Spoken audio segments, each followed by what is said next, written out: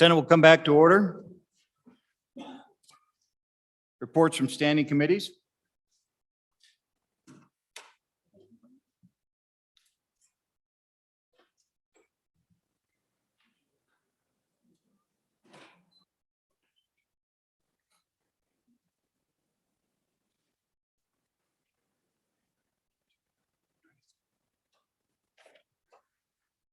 February 16, 2022. Mr. President, your committee number 1, Judiciary, to whom was referred Senate File 25, District Judge Positions Authorization.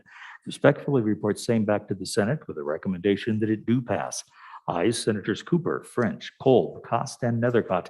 Senator Nethercott, Chairman. Thank you. February Go ahead. 16, 2022. Mr. President, your committee number 1, Judiciary, to whom is referred Senate File 29, Liability for Governmental Healthcare Providers Amendment. Respectfully report same back to the Senate with a recommendation that it do pass. Ayes, Senators Cooper, French, Kolb, Cost, and Nethercott. Senator Nethercott, Chairman.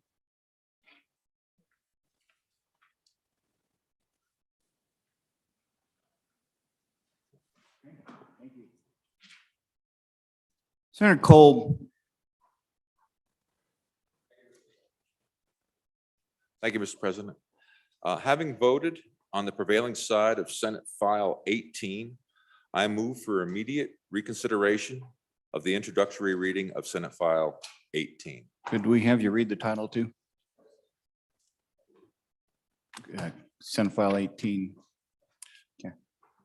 County Road Maintenance and Fund Amendments. Thank you. Okay, folks. What we have here is a recall majority. We need a majority for reconsideration. Now, if that passes, then we go back to the bill and it will need 2/3 from there. All right, roll call please on reconsideration. Roll call for reconsideration of introduction, Senate File 18. Anderson? Baldwin? No. Whitman? No. Boner? Aye. Bouchard? Case? Aye. Cooper? No. Driscoll? Aye. Ellis? Aye. French? Aye. Furphy? No. Guru? Aye. Hicks? No. Hutchings? No. James? No. Kinski? No. Cole? Aye. Aye. Cost? Landon? Oh, excuse me. Cost? Aye. Landon? Aye. McEwen? Aye. Nethercott? Aye. Pappas? Aye. Perkins? Aye. Rothfuss? Aye. Salazar? Aye. Schuler? Aye. Scott? Aye. Steinmetz? Aye. Wasserberger? Aye. Anderson?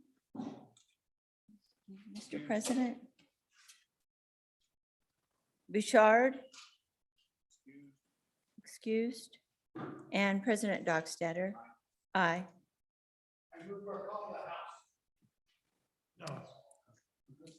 We'll need help with that.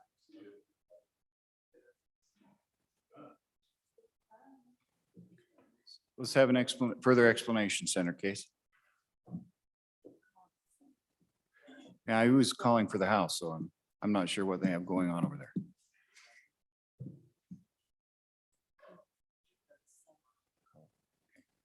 Go ahead, Senator. Sir, go ahead. Mr. President, what that'll do is we recall our missing members. This is a vote that will take, it failed by a margin of 1. This will, in essence. Understand, yeah, I understand what you're doing. We'll need the Sergeant of Arms to round them up. Yep, and we can't leave until they come. Oh. I don't think anybody else had any other plans. Sergeant of Arms? Please hold it. Who is the point? I don't know that it does, but you can if you'd like. No, I didn't want to.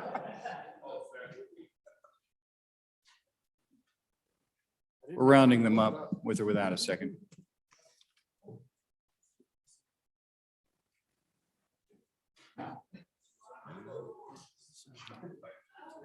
I don't think it requires a second.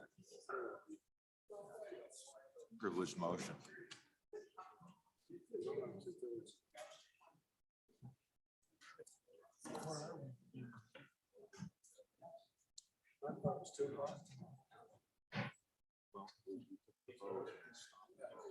So we're in the middle of the roll.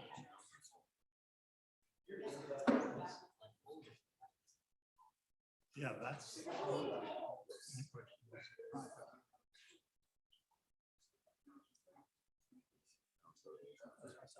Let it go. Let it. It dies. It dies. Unless you think it's the right thing to do.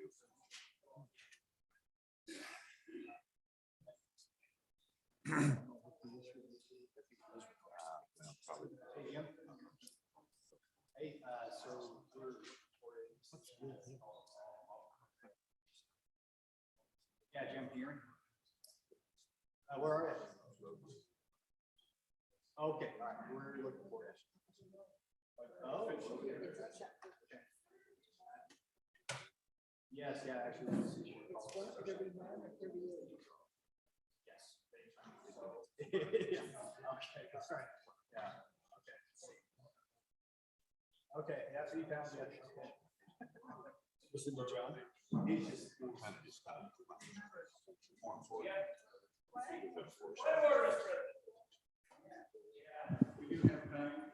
Yeah.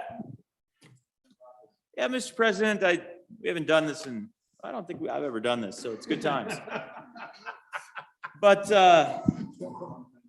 Senate Rule 1212, call of the Senate. A call of the Senate shall only be ordered upon the demand of 3 members, so we're probably going to need 2 more when I'm done reading. 1 making the demand and 2 seconding the same by rising.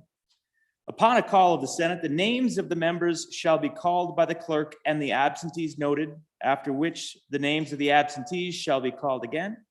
The doors shall be then shut, and those for whom no excuse or insufficient excuse is made may, by order of those present, be taken into custody as they appear.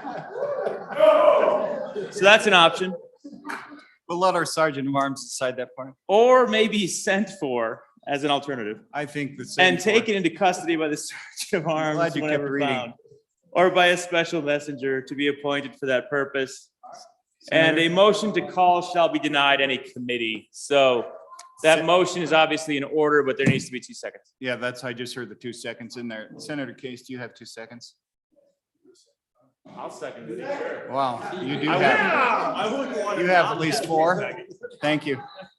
Senate will stand at ease. Senate will stand at ease until the sound of the gavel. 1 more, go ahead. Requires you to, didn't it require him to call for the names of the missing?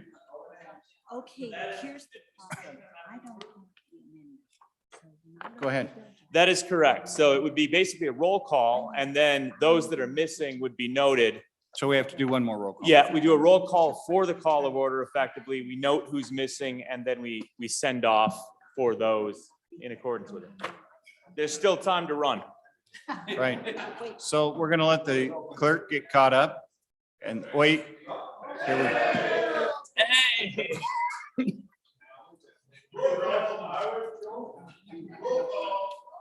Okay, just a minute. Just a moment. Give the clerk a moment. No, 39. Okay. Okay, I'll go get it. We have a quorum. the clerk can't have those who are in the middle. So we just leave it open, right? That's fine. Okay. What? We are. All right, so here's how it is. Our clerk was in the middle of a roll call. So we're holding the roll call open for a moment while we find 1 missing person. So we'll hold it open for just a moment.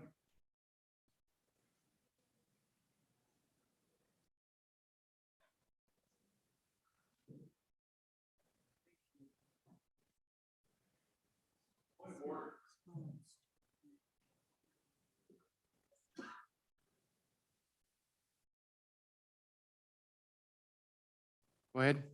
Call of the Senate is a priority motion. I don't know that there's any provision in the rule for holding it open. I think we proceed immediately to a roll call. That's just it, Senator. We're in the middle of a roll call. Go ahead. Thank you, Mr. President. We actually technically can't interrupt a roll call, so we're all very much out of order right now. We're even making the points of order Oh, to address this situation. you interruptees, you. Yeah, Okay. so the motion, I think, was out of order if we weren't included on the roll call, if I'm not mistaken. I guess I'd ask the good senator if he disagrees.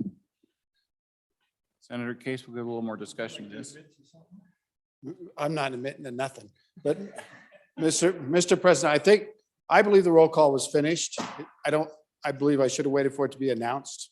And so, but if that, I will withdraw the motion until the roll call is finished. I will re-enter the motion. Okay, at this point, then we Or will. maybe not. So at this point, are you withdrawing your? I will call? withdraw. My seconds will withdraw. Withdrawn. Could we continue with the roll call? Yes, sir. Sorry. Okay. Continuing the roll call on reconsideration of introduction for Senate File 18. Anderson? Aye.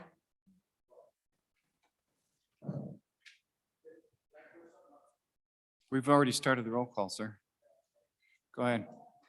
Please continue. Correct.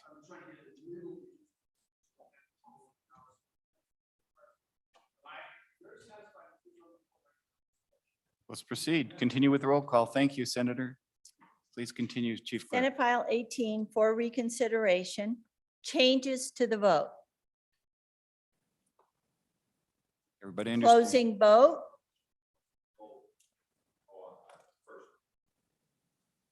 Closing vote. Closing.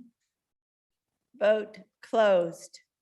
For reconsideration of introduction of Senate File 18, 21 aye, 8 no, 1 excused.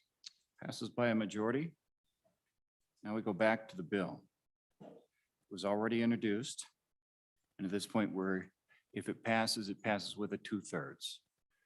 Chief Clerk, call the roll. Introductory vote upon reconsideration for Senate File 18, roll call. Anderson? Aye. Baldwin? Aye. Beitman? No. Boner? Aye. Bouchard excused. Case? Aye. Cooper? Aye. Driscoll? Aye. Ellis? Aye. French? Aye. Furphy? No. Guru? Aye. Hicks? Aye. Hutchings? No. James? No. Kinsky? No. Cole? Aye. Cost? Aye. Landon? Aye. McEwen? Aye. Nethercott? Aye. Pappas? Aye. Perkins? Aye. Rothfuss? Aye. Salazar? Aye. Schuler? Aye. Scott? Aye. Steinmetz? Aye. Wasserberger? Aye. Bouchard? Aye. President Dockstader? Aye. Closing vote? Bouchard, aye to no. Closing vote? Closing. Vote closed. Upon reconsideration of introduction, Senate File 18, 24 aye, 6 no. File 18.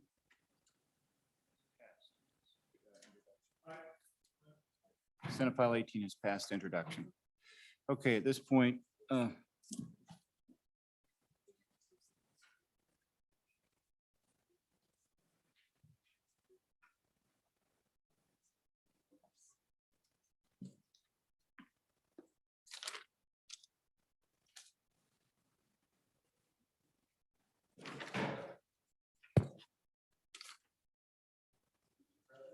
just a moment. Let me just announce on this bill.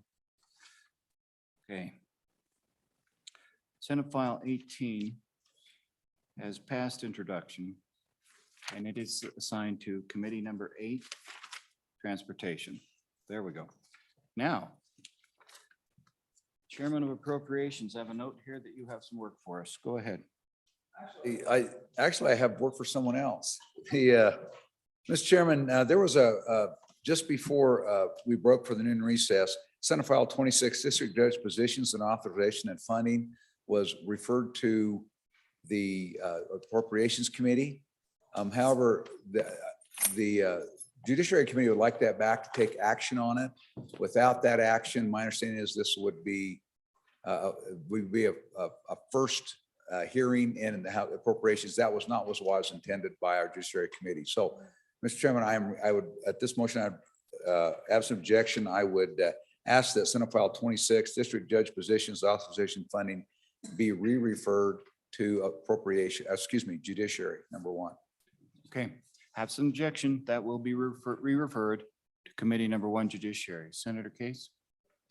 I've got to have help with the name of the bill, Mr. Chairman. It's the ad valorem bill. Can somebody help me with the number? Is it 37? 38. I need to re-refer to appropriations, Mr. President. Okay, I'm just finding the right number. Right. No, it's it's Senate File 38. That bill is back from committee and it has an appropriation. I'd ask it be re-referred to the Appropriations Committee. Senate File 38, monthly ad valorem tax revisions. Thank you, Mr. Chairman. Absent objection, Senate File 38 will be referred to number 2, Appropriations. All right. So I have here now Senate File 98. Federal Emergency COVID-19 Relief Funding. We've delayed that to the afternoon session. So this being an appropriations bill, if there's no objection, then we'll have that read in. Does that work for you, Mr. Chairman? Okay. All right. Just a moment and we'll get the bill.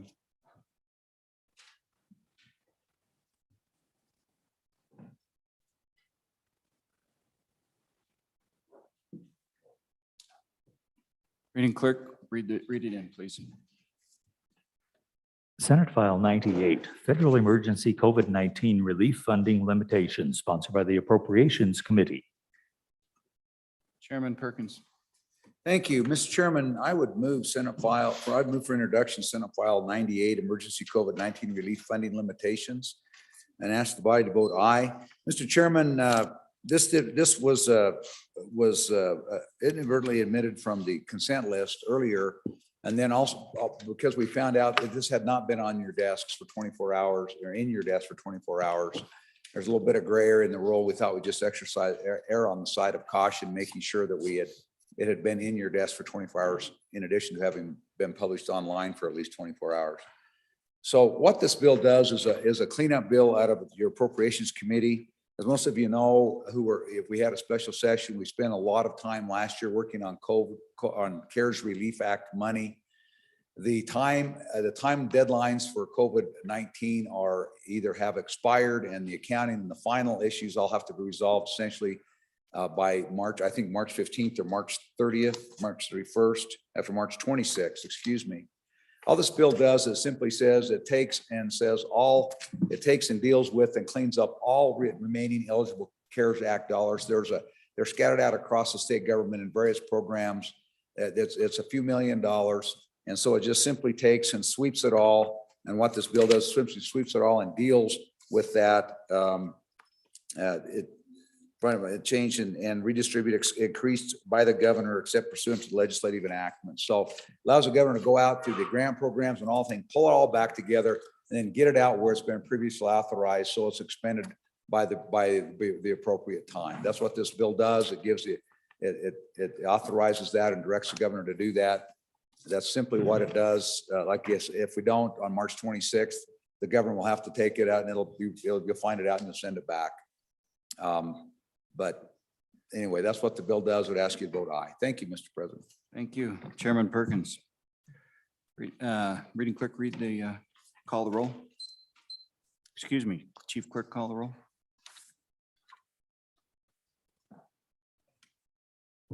Introductory, introductory roll call, Senate File 98. Anderson? Aye. Baldwin? Aye. Whitman? Aye. Boner. Aye. Bouchard. Aye. Case. Aye. Cooper. Aye. Driscoll. Aye. Aye. Ellis. Aye. French. Aye. Furphy. Aye. Guru. Aye. Hicks. Aye. Hutchings. Aye. James. Aye. Kinsky. Aye. Cole. Aye. Cost. Aye. Landon. Aye. McEwen. Aye. Nethercott.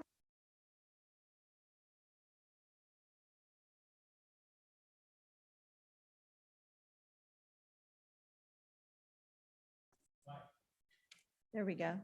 Am I back?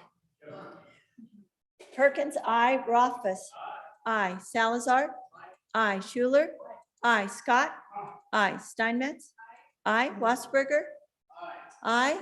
President Dockstader, aye. Closing vote.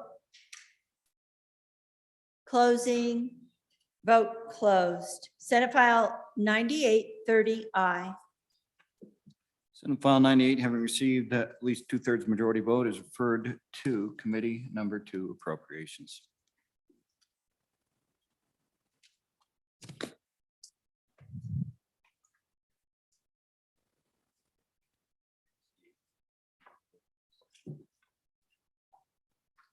Hey, folks, we had one in second reading before we go to Committee of the Whole that we were holding up to get an amendment. It is there now. So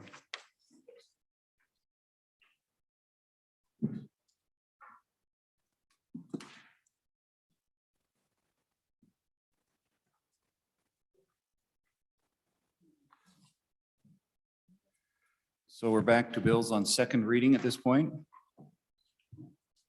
Senate File 39, second reading the Senate file. Please read it in. Senate File 39, Fireman's Pension Plan Benefits, sponsored by the Appropriations Committee. There is an amendment. Would you read in the amendment? Senate File 39, second reading amendment number 1, page 11, lines 12 through 20, reinsert. Senator Cost, would you move the amendment and explain it, please? Thank you, Mr. Chairman. I move second, let's make sure I get this right. Second reading, Amendment 1 to Senate File 39 and ask for your favorable approval. Have you read it? Cool. It's been read in and you've moved it and we're good to go now, sir. Thank you. Ladies and gentlemen, as you know, with the fireman's pension, we're struggling to figure out what's a fair way to do this. What we've done, rather than taking money from the volunteer fire departments and their funds and moving it over to hold this one accountable for now, we've taken $11 million out of general fund and put it into the Fireman A fund to make it whole for now. We have also extended to July 1st of 2028 the payments to be put into the volunteer firemen. At that time, if there's a shortage, then the 60-40 split would drop some in, but it looks like the 11 million will make this whole. So if you look at the amendment, for the purposes of insert, on and after July 1st of 2028, 60% of the gross premium tax levied upon fire insurance premium shall be deposited by the state treasurer in the volunteer firefighter, EMT, and search and rescue pension. Please be aware of the fact that in 2028, they see this pension as being at 107%. So it's fully vested. So they're going to get the continued 60%. And then the 40% would be put into of the gross premium taxes at that point on until necessary would be put into the treasurer for fire department A or for fire A's reserve account. Then if you look on line 13, I'm sorry, page 13, line 11, It's going to delete the $55 million that we were going to put in as a state, and it's going to move that up to $66 million. So that's the extra $11 million that's going to be put in there. That makes them whole for now. And the entire bill protects our volunteer fighters as well as it protects our firefighters in A, and actually those that are also the spouses receiving benefits at this time. This was the fairest way to be able to do this, to best take care of our volunteer firemen, the EMTs, and the search and rescue, as well as to protect our firefighters in A and guarantee that that money covers. So if you think about it, this protects both groups and allows them to move forward instead of us trying to make something work when we were trying to move the 40% at this time, because that puts in jeopardy our volunteer group as well. I don't want to pit the volunteers against the Group A. They both are great people. They do a lot. 85% of our people in the state are volunteer firefighters. So we want to make sure that that's whole and we don't end up with the same situation there that we have with A. This protects that and takes care of both. So I would ask you for your favorable vote on this so that we can take care of both groups and move forward without this being a crutch for now. Okay, thank you.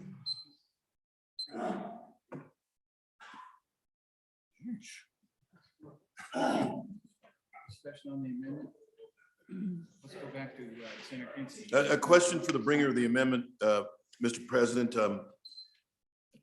I appreciate the intent, but when I'm reading this, it looks like we're doubling down on the volunteers because they're keeping 100% of the insurance premium until 2028, plus getting $11 million. I think this might be, I think we might be doubling the benefit. No? Let's collect a Okay. couple more before we go back to Senator Cross. We'll go to Senator Biden, and I think I saw Senator. Thank you, Mr. President. I was in the chair yesterday and I didn't want to interrupt the conversation, but I do need to declare a conflict of interest as I am a volunteer firefighter with the Tongue River Fire Protection District. They do deposit $12 a month on my behalf, and I think as of now I can retire with $300 a month. It's not much. It's not going to get me a condo in Panama City, but I think it's enough of a financial interest that I should probably refrain from voting on this matter. Thank you, sir. Thank you for bringing that forward. Let's go back. I think we had Senator Nethercott first. Is that correct? No? Okay. Back to you, Senator Hicks. Yeah, Mr. Chairman, I'm not empathetic to what we're trying to do here. I just think there needs to be a shared responsibility. This puts an additional 100% of this additional burden back on the state. These were not state employees, folks.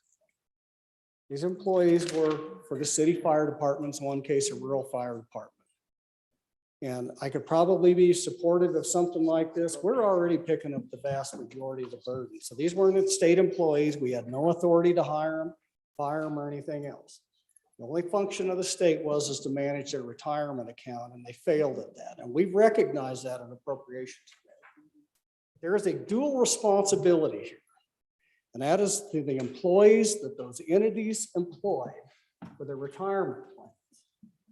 We've stepped up to the plate to the point of $55 million to cover our liability, and we've also provided an additional $20 million at no interest loan that's going to cost the state additional money because of the lost opportunity cost of revenue off that $20 million for up to 20-year loans.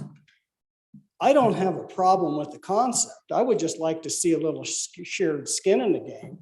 If we're going to do this, there ought to be some contribution other than a complete additional contribution of the state's part for those entities that employed those people. They have a responsibility here too.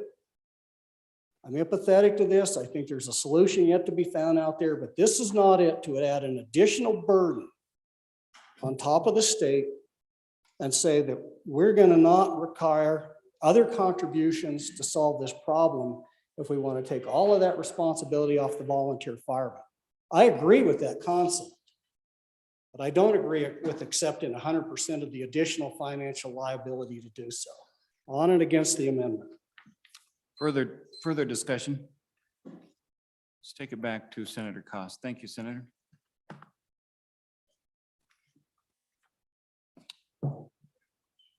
Thank you, sir. Thank you, President. As for the question about the money's going into Fireman A's account, not into the volunteer fireman's account. So the 11,000 will be added onto the 55,000 million. I'm not used to such big numbers. The 11 million will be added onto the 55 million in the Fireman A's account to make it whole. My only concern with the other comment from the good gentleman from down south is that I worry that our municipalities might be getting hit with something they're not prepared for right now. And would that further hurt the pension fund for our firemen? So I want us to think a little bit about that as we consider this vote, because I would hate to put them in a situation where they are also hindered. With that, I would ask for your favorable vote. Senator Baldwin, speaking after the sponsor, but I believe you have a clarification. Thank you, Mr. President. I do. And after a lot of thinking yesterday and thinking how large a group I actually belong to as a volunteer fire chief or a volunteer firefighter, I've reconsidered my vote as a conflict. And to clarify that, I would like the rules committee to clarify that too. Back it up. I'm not going to get a condo in Panama City either. Okay, maybe in so Evanston. are you Senator, you're calling then for a meeting of the Rules Committee? Yes, sir. Okay, so at this point, stand at ease while we have a brief meeting of the Rules Committee on this vote. Okay, let's go borrow the office to the south. Do I just put C back and then do the reconsideration? Then we're going to come back and do a call of the house, be nearby. Hey, Mr. President.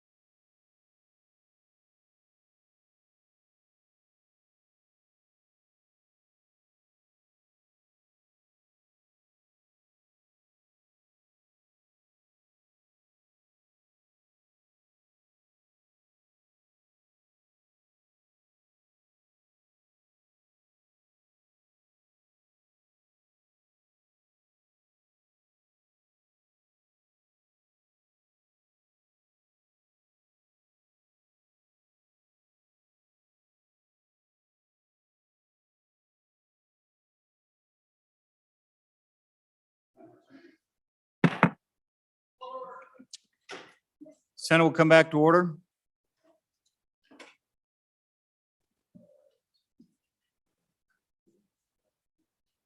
Senator Rothfuss.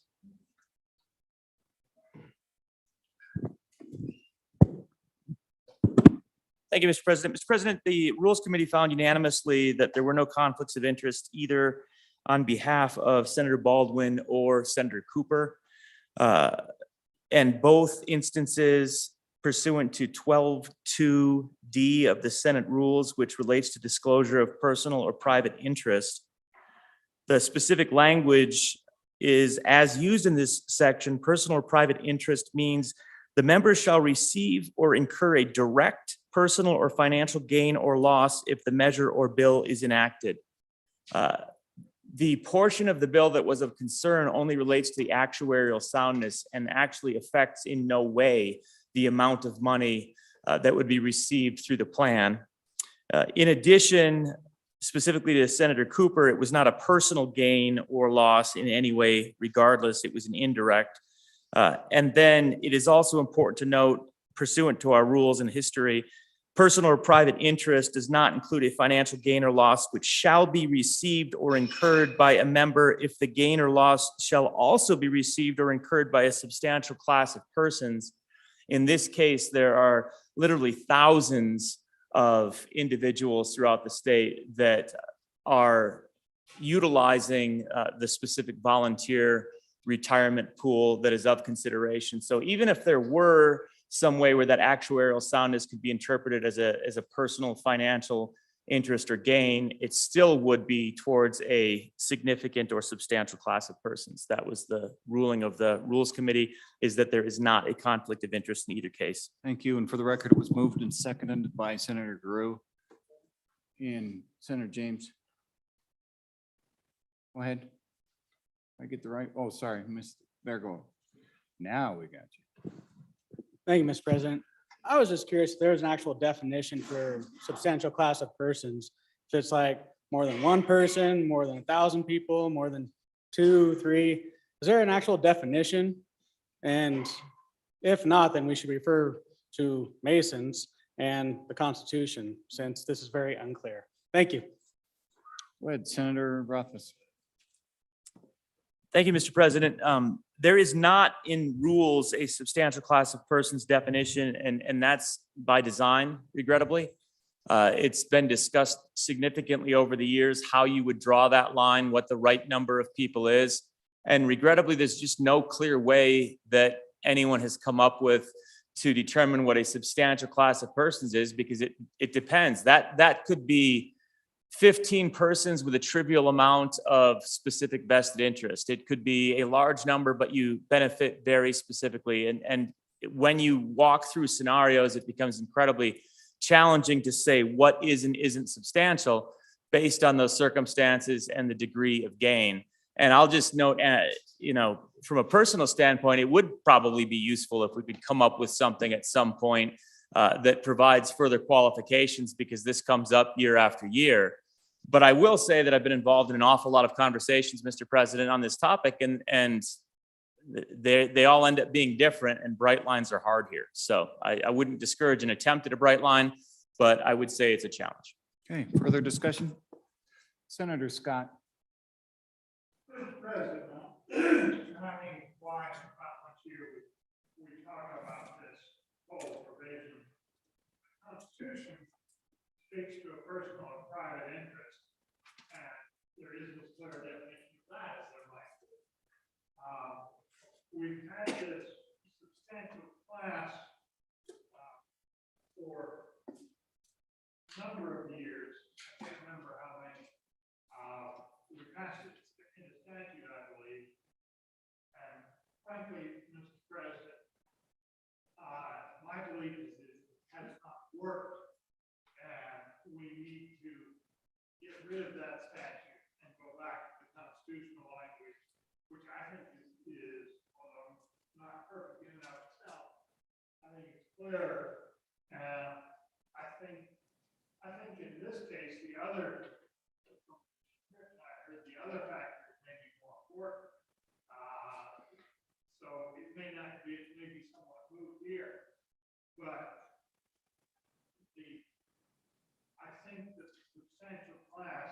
that's been used to essentially destroy our conflict of interest provision. And are starting to hurt the standing of the legislature with the general populace. People do wind up voting on things, again, it's not related to the circumstance. So we have members who vote routinely on the amount of money that provides their salary if they're not a legislative job. And that's been excused on substantial class rules.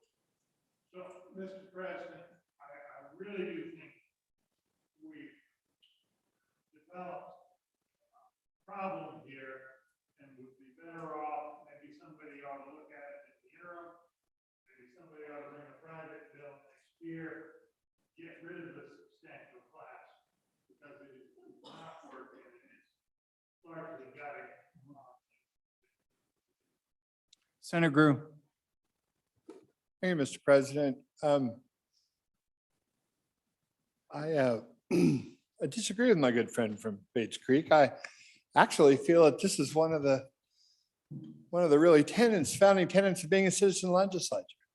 We have to decide for ourselves. In this particular case, right now, at this very moment, one member got up and said, I declared a conflict, but in reflection, I don't think there really is because I belong to a substantial class. We had a rules committee meeting and we sided with that claim. Another member at the same time, just a couple of moments before, said, I'm declaring a conflict. Now that member wasn't a part of that meeting, and that member may decide, I feel in myself that there's a conflict, and so I won't vote. Where by rule, we've given him an opportunity to change his mind. Myself, a lot of times as a owner of a liquor license, I'm in a small class, I'm in a class that's not that large, but I've always felt in my mind that I could vote and I have not declared a conflict. There's a bill in this session with regard to liquor licenses for airports. I'm in a class of 2. I will be declaring a conflict. I was asked to sponsor 2 bills were on the subject and I said no, because I'm conflicted.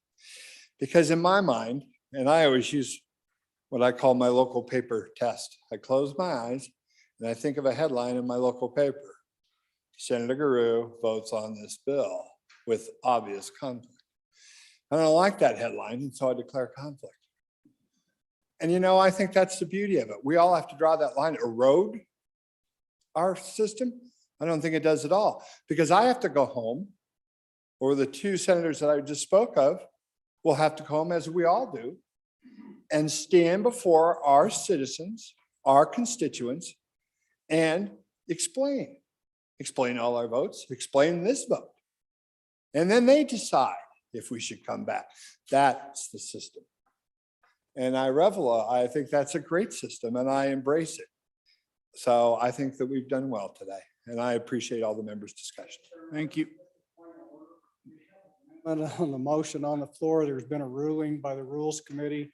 And I think this is a very important discussion. I just don't think it's a discussion that we need to have Hands to right it. now in the middle of a vote. Let's do this. Senator Perkins, do you have something related to this directly? Direct, and whatever you want to do, Mr. President. I want to hear from you. I wanted to hear, I was going to have to speak directly on this conflict of interest and in particular, We'll bring it back to the, class we'll of bring it back. persons. Yeah, I'll let you speak on that though, if you'd like to now, and then we're going to bring it back to the. Whatever you prefer, Mr. President. Go ahead and speak. Mr. President, I mean, as you struggle with this, let me tell you some reasons why I think it's hard to have a bright line on this. How many of you drive side-by-sides or off-road vehicles, have ORV stickers? If you vote on that, are you a substantial class, or do you have a direct conflict of interest if you vote to raise or lower those fees? I mean, you have how many of you drive boats and appropriately buy your aquatic invasive species sticker? If you vote on that, and now what you do with the money, or you raise it or lower it, are you part of a substantial class? Is there a direct financial impact on that vote? Well, yeah. If it goes down or goes up, I pay a few more dollars every year, along with everybody else. So when you get down to this bill, if you're a part of Fireman A you're one of 400 people. And guess what? This bill will put, if this amendment passes, $66 million of state money and another 20 million on behalf of counties in there. And guess what? If you don't do that, you're out of money in 5 years. If you're a member of Fireman A, you have a conflict. If you don't think that, I think you need to have your head re-examined. If you're a member of the EMT or volunteer fire department, whether you pass this bill, whether you pass this amendment, whether you do anything, it does not affect your retirement. That retirement is adequately funded.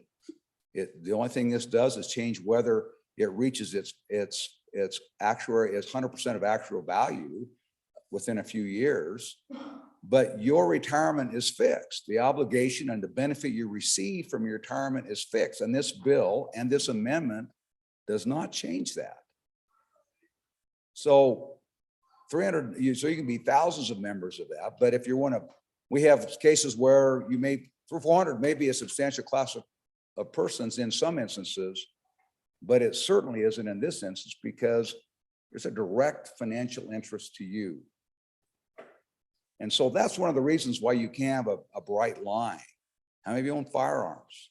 How many times we vote on firearm bills in this body? Guess what? That directly affects us. We all have a financial or other vital interest in our firearms, but yet we vote on those bills all the time. How many of us have friends or relatives that receive a benefit from some government program? Maybe it's DD, maybe it's something else. Some of us have family members or close friends that receive those direct benefits, among the other thousands that do. That's the nature of being a citizen legislature. We're down here and we have our lives at home. We have businesses at home. We have opportunities at home. We have to be able to call foul sometimes, but that's not a clear, bright line because guess what? One of the reasons we're down here in citizen legislatures, we have a direct interest in the legislation that we pass often. That's one of the strengths, but as we can see today, sometimes it's one of the weaknesses of a.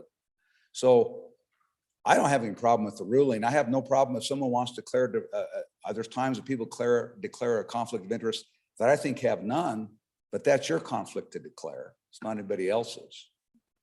But anyway, that's just some comments and some thoughts about our conflicts of interest because we all are vitally interested in many of the things that we do because they affect us on a daily basis, along with everybody else in the state of Wyoming, or at least sometimes subclasses. Thank you, Mr. President. Thank you. We've had the ruling. We've had the discussion. Go ahead. Thanks, Mr. President. Just on the point of order on the procedure as to whether debate is in order. Debate is explicitly in order according to 12(2)C at this point. That's the process. When somebody makes a request of the Rules Committee, the process, particularly for conflict of interest, as shown in 12(2)C, is that the Rules Committee will meet, discuss, bring back, and provide justification for the ruling of the Rules Committee. Then there shall be debate as desired. After that point, if the Rules Committee decision is not respected by the body may challenge it, which is always the case for every Rules Committee decision that you'll ever hear. Everyone can roll the Rules Committee as you see fit. It's a simple majority vote. In this case, though, you do need, as the language says, at the conclusion of any debate, the ruling of the Rules Committee shall be adopted as the ruling of the Senate unless a motion is made, seconded by at least one other member, and carried by a majority vote of all Senate members voting on the motion to rule differently. The proposed ruling of the Senate shall be set forth in the motion.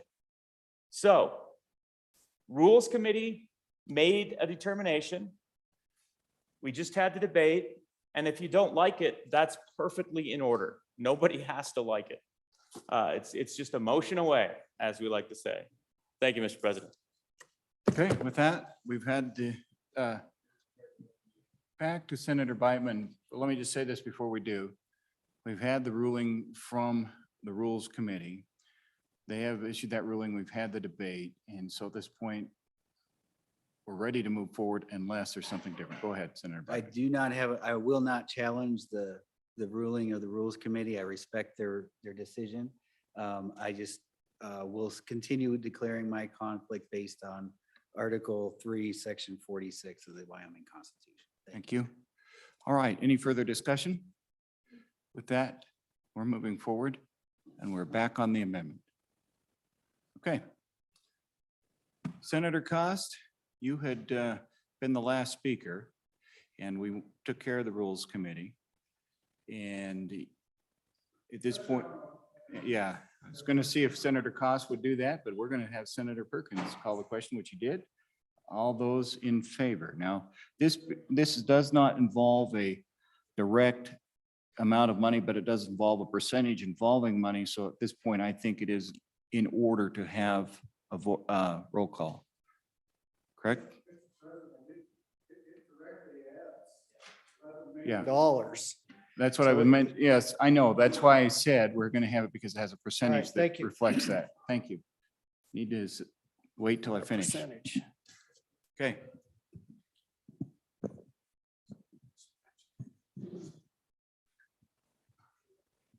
Second reading amendment number 1 to Senate File 39, roll call. Anderson? Aye.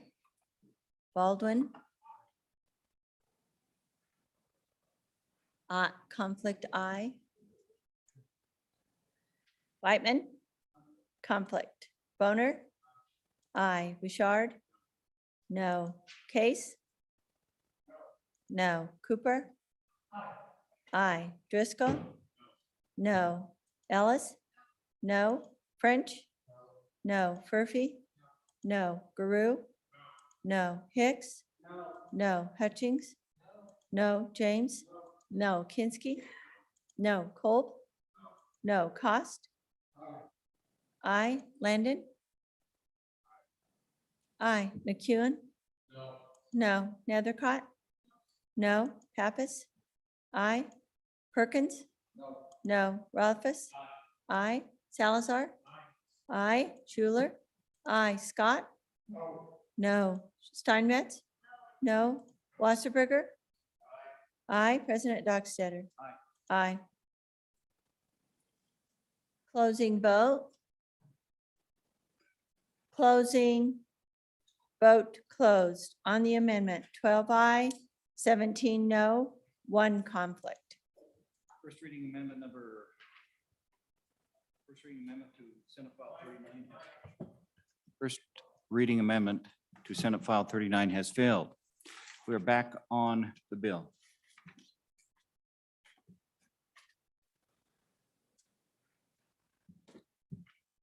Chief Clerk, call the roll. Oh, second reading. I apologize. Senate File 39 having been read 2 separate times, the question is, Senate File 39 having been read 2 separate times, the question is, shall the bill be read a 3rd time? Hearing no objection, it is so ordered. Hey, folks, that finishes up first and seconds. Sure, go ahead. Privilege of the floor, please. Go ahead. So over here in this gallery, I'd like to introduce my wife of 46 years, Donna Kinsky.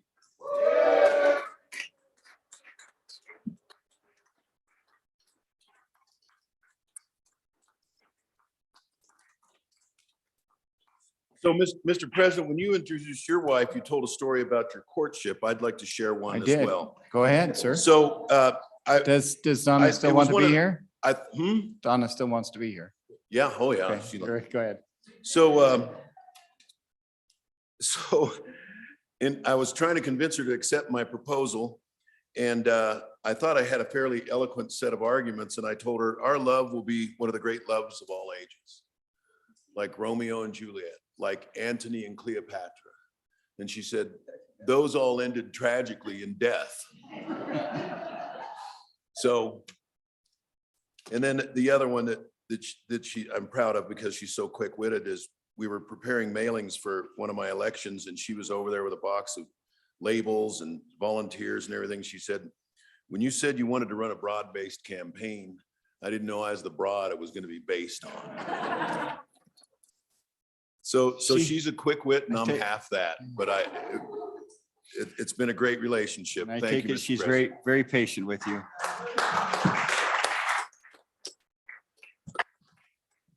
Welcome to the Senate.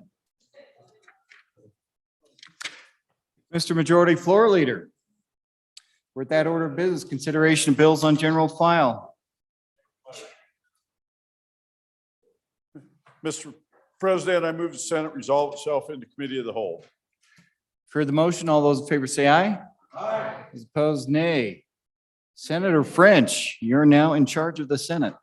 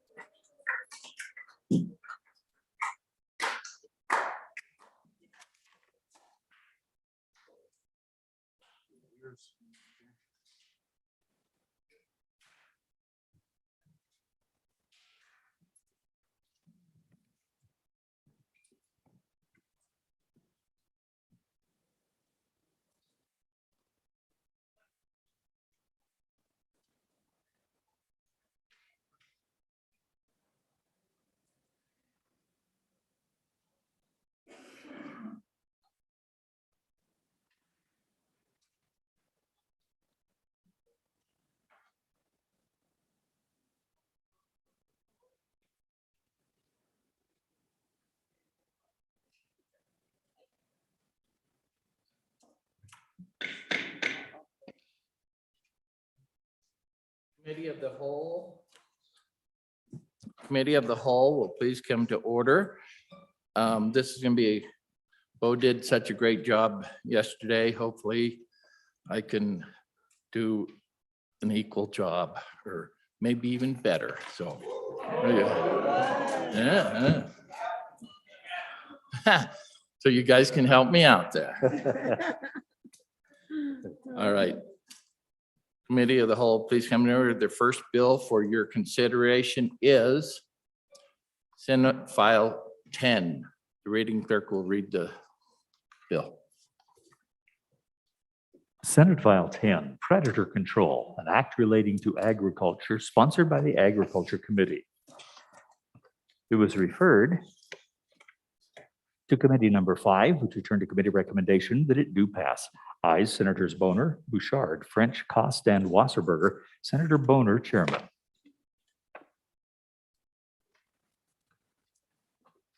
You've heard the reading of the bill. What's your pleasure?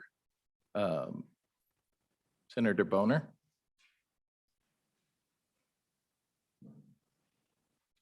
Thank you, Mr. Chairman. I move that when the committee of the whole rises to report, it do so with the due pass recommendation on Senate File 10. And to explain this good little committee bill, I refer to my colleague from Camel Country.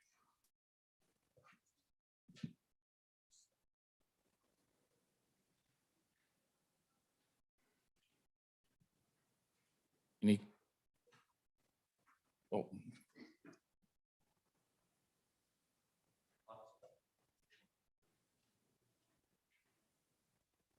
Senator Wasserberger. Thank you, Mr. Chairman. This is a very simple bill, ladies and gentlemen. It's a bill dealing with predator control. And essentially, the issue is that as we deal with predators, they simply don't understand jurisdictions. And so they might be on state land, they might be on federal land, they might be in national forests, they might be on state parks. And so there's so many political entities out there that this bill asks us to allow the Department of Agriculture to essentially coordinate efforts between other political entities for predator control. And then it allows the Animal Damage Management Board to contract directly for predator services. So let me quickly walk you through this bill. On page 2, you will see on lines 2 through 4, the department shall coordinate control efforts and may contract among agencies and counties for predator control under this chapter. And then it moves on to line 14, 11.6.206. And at lines 20 through 21, each predator management district may adopt rules and regulations, and each board may work through the department to coordinate predator control, including contracting for predator control services or may directly enter into cooperative agreements with various different agencies. And we add on page 3, the Animal Damage Management Board. And then finally, at line 8, page 3, 11-6-304, we state that the management board's responsibilities, and at the bottom of page 3, lines 22, 23, we may the various different agencies may contract directly with federal or state agencies, boards of county commissioners.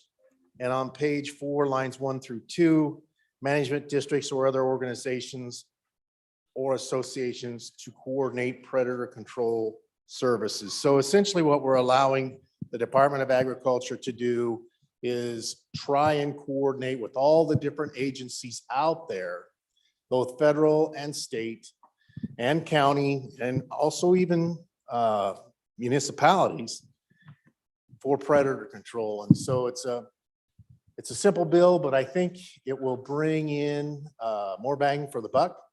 It will help us control predators better. And so I ask for your favorable vote.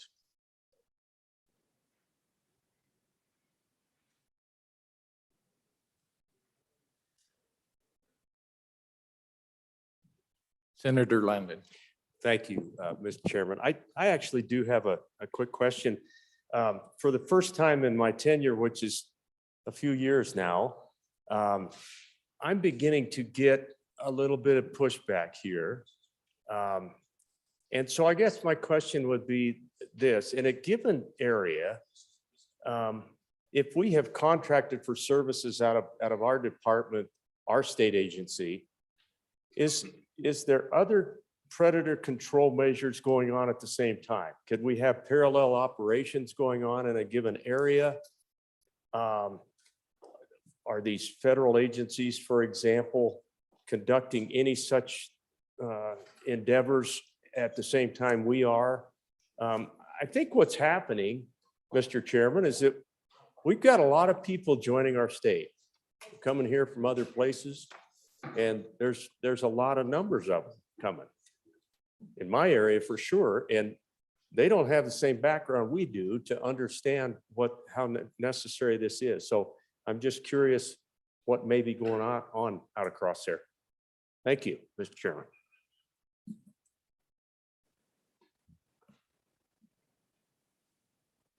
Senator Perkins. Thank you. Thank you, Mr. Chairman. I do have a couple questions. So I read the bill specifically about how the bill works. So if we go page 1, on the top of page 2, it says the department shall coordinate control efforts and may contract among agencies and counties for predator control in this chapter. So they have the obligation to coordinate. I'm not sure what that means. When we go to 2, the new language down at the bottom of 2 on line 20 says each board may work through the department. So may means they may or they may not. Then adds, make sure you have the animal damage control boards, top of 3, bottom and middle of page 3, again on lines 22, or the bottom of page 3 on line 22, that when you develop the memorandums of understanding between the Wyoming Department of Agriculture, Wyoming Game and Fish, and these other folks, and then you have the new language, and may contract directly or with federal or state agencies. So again, may means you may or you may not. It's discretionary. So I guess my question is how does this work? And what does, when it shall coordinate, what does that mean? What does coordinate mean? And what is that? How does that work? And if they shall coordinate, but every other action is discretionary, how do they accomplish that mission? And so at the end of the day, what does this bill do? Thank you, Mr. Chairman.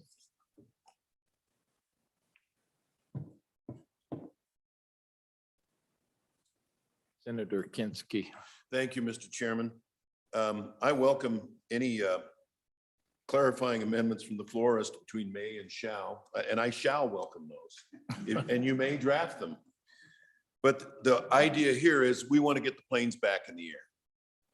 It's a simple bill. We were grounded because of conflicts between feds and state, and whether you can fly over whose land and so forth.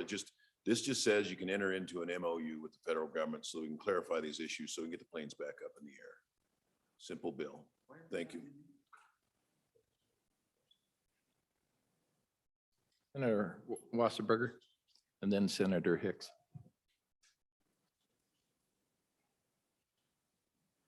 Go ahead, Senator. Or do I go to Senator Hicks first? Thank you, Mr. Chairman.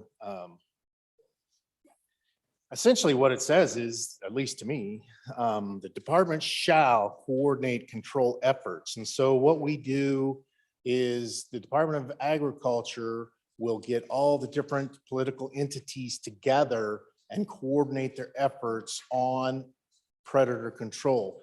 It may contract with them. It does not have to contract with them, but they are responsible for coordinating the efforts of all the different political entities involved in predator control.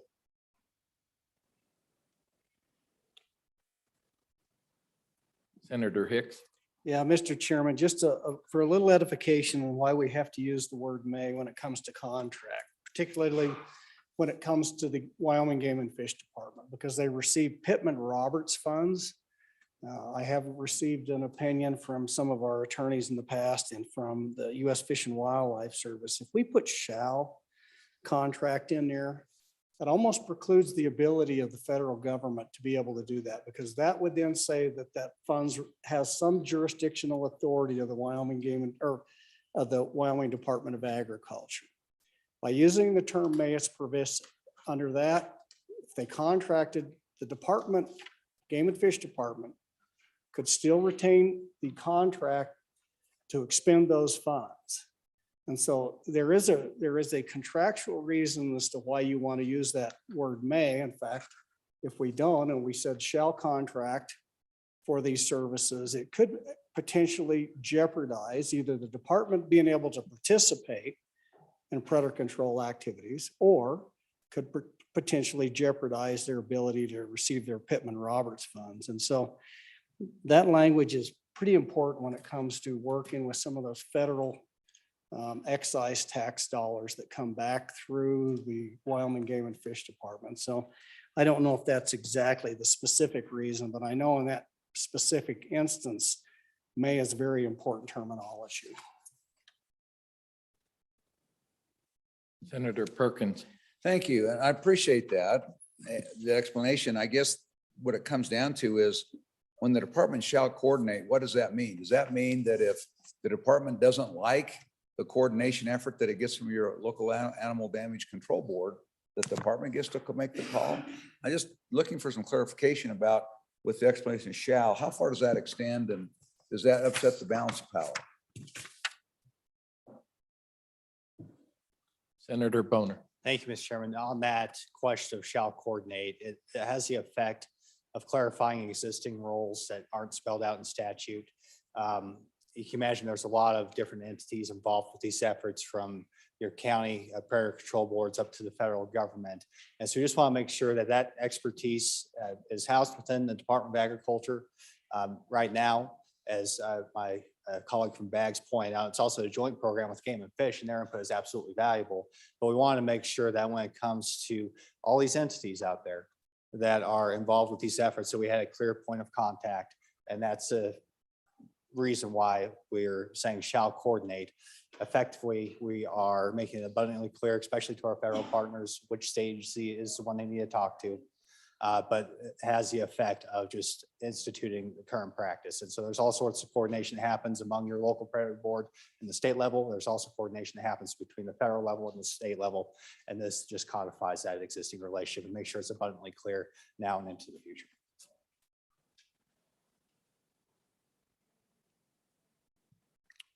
Any other comments?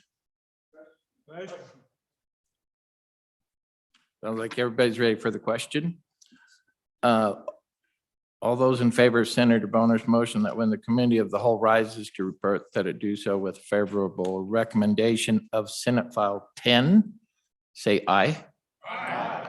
Opposed, say nay. Senate File 10 has passed.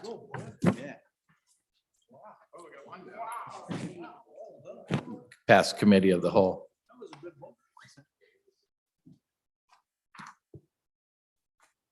I'll get the hang of this.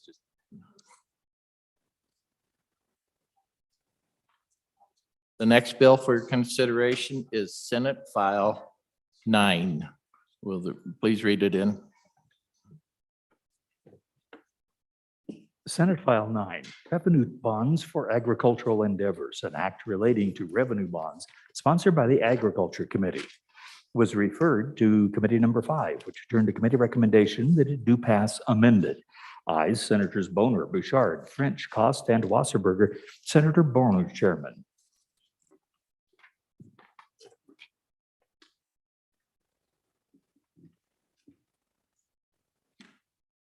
You've heard the reading of the bill. What's your pleasure? Senator Boner? Chairman Boner? Oh. There you go. Thank you, Mr. Chairman. I move that when the committee of the whole rises to report to do so with a favorable recommendation in Senate File 9. And for an explanation of the bill, I'll go ahead and take this one. There's a standing committee amendment. We'll get to that a little bit later. We'll go through the bill first.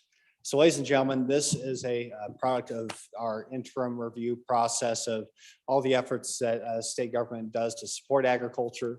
A lot of our bills are focused on making sure that the Department of Agriculture is kind of the main point agency for things like predator control, weed and pest, really strengthening their hands since they've really done a great job of supporting our ag industry. But this also brings in the Wyoming Business Council, which is supposed to be supporting these value-added projects. There's been a little bit of turbulence in recent years where the ag support functions were effectively eliminated. And this policy would be basically another tool in the toolbox to support value-added agriculture products in the state. It's important to note that unlike most other business council projects, this will not require public funds. I say this again, this will not require public funds.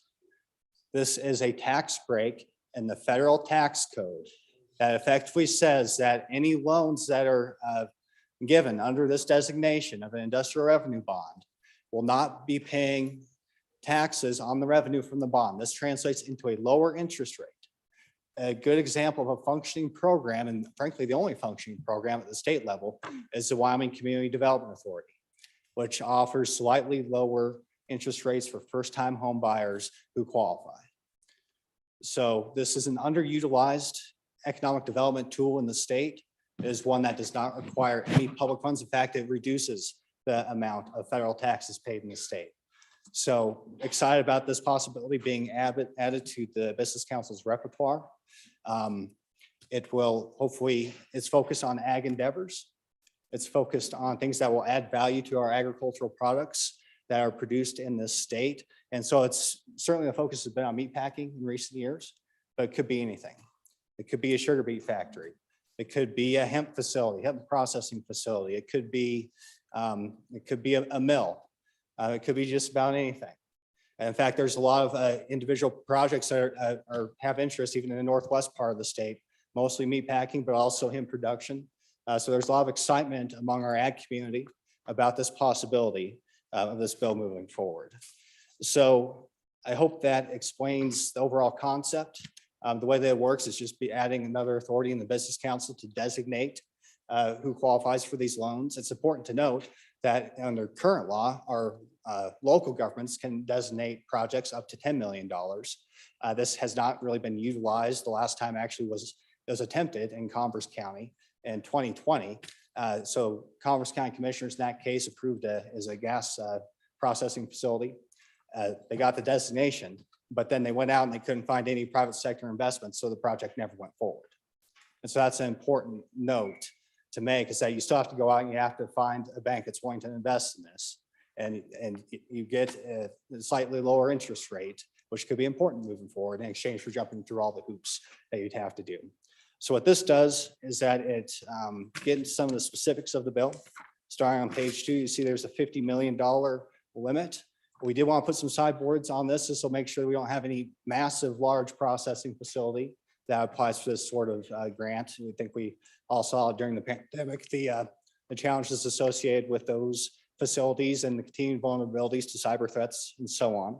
But a lot of this, these A lot of this language is taken out of the bonding language from the Energy Authority and 37-5-505. So I won't go into the details. Going on to page 9, there are a few exceptions. Clearly, you can't use public funds. We'll have an amendment to clarify that later. You do have the $50 million limitation. And also the bottom of page 9, you have some additional sideboards, have to be headquartered in Wyoming, have to qualify as a small business under the Small Business Administration size standards. And then you have corresponding language starting on page 12, the same sideboards for those existing possibilities with local government. And so that's the bill. That's what it does. It's an important, it's going to be an important tool in the toolbox for the Business Council to continue providing jobs, providing additional options for our farmers and ranchers to market their products. I hope you can support it. With that being said, Mr. Chairman, I think we can read in that standing committee amendment. Senate File 9, Standing Committee Amendment number 1, page 2, line 23, after. Hey, Mr. Chairman, I move standing committee amendment number 1 to Senate File 9. What this does, you'll see that it makes abundantly clear that the state of Wyoming and no local government is going to be investing in these bonds. You have to go to the private sector. That is already the case in the bill. We just want to make it explicit. The way that works now, we just remove the language from the Energy Authority that authorize that sort of investment. What this does is it positively states and make it abundantly clear that you can't use public funds to back these bonds. You have to go out and the actual bank has to do their due diligence. So that's the standing committee amendment, clarifies the intent and makes it clear to the public and to anybody who might read the statute book one day that there's not going to be any public funds backing these projects. So I ask for your favorable consideration on the standing committee amendment and would stand for any questions.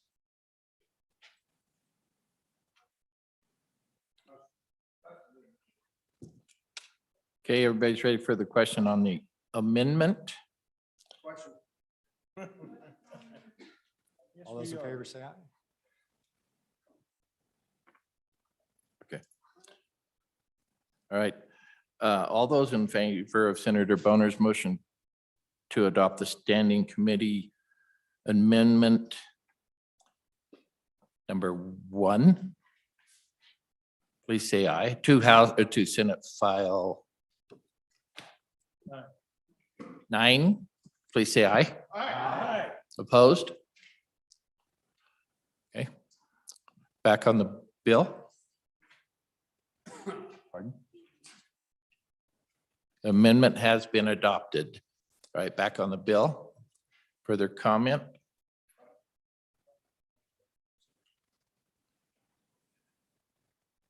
Senator Beitman? Thank you, Mr. Chairman.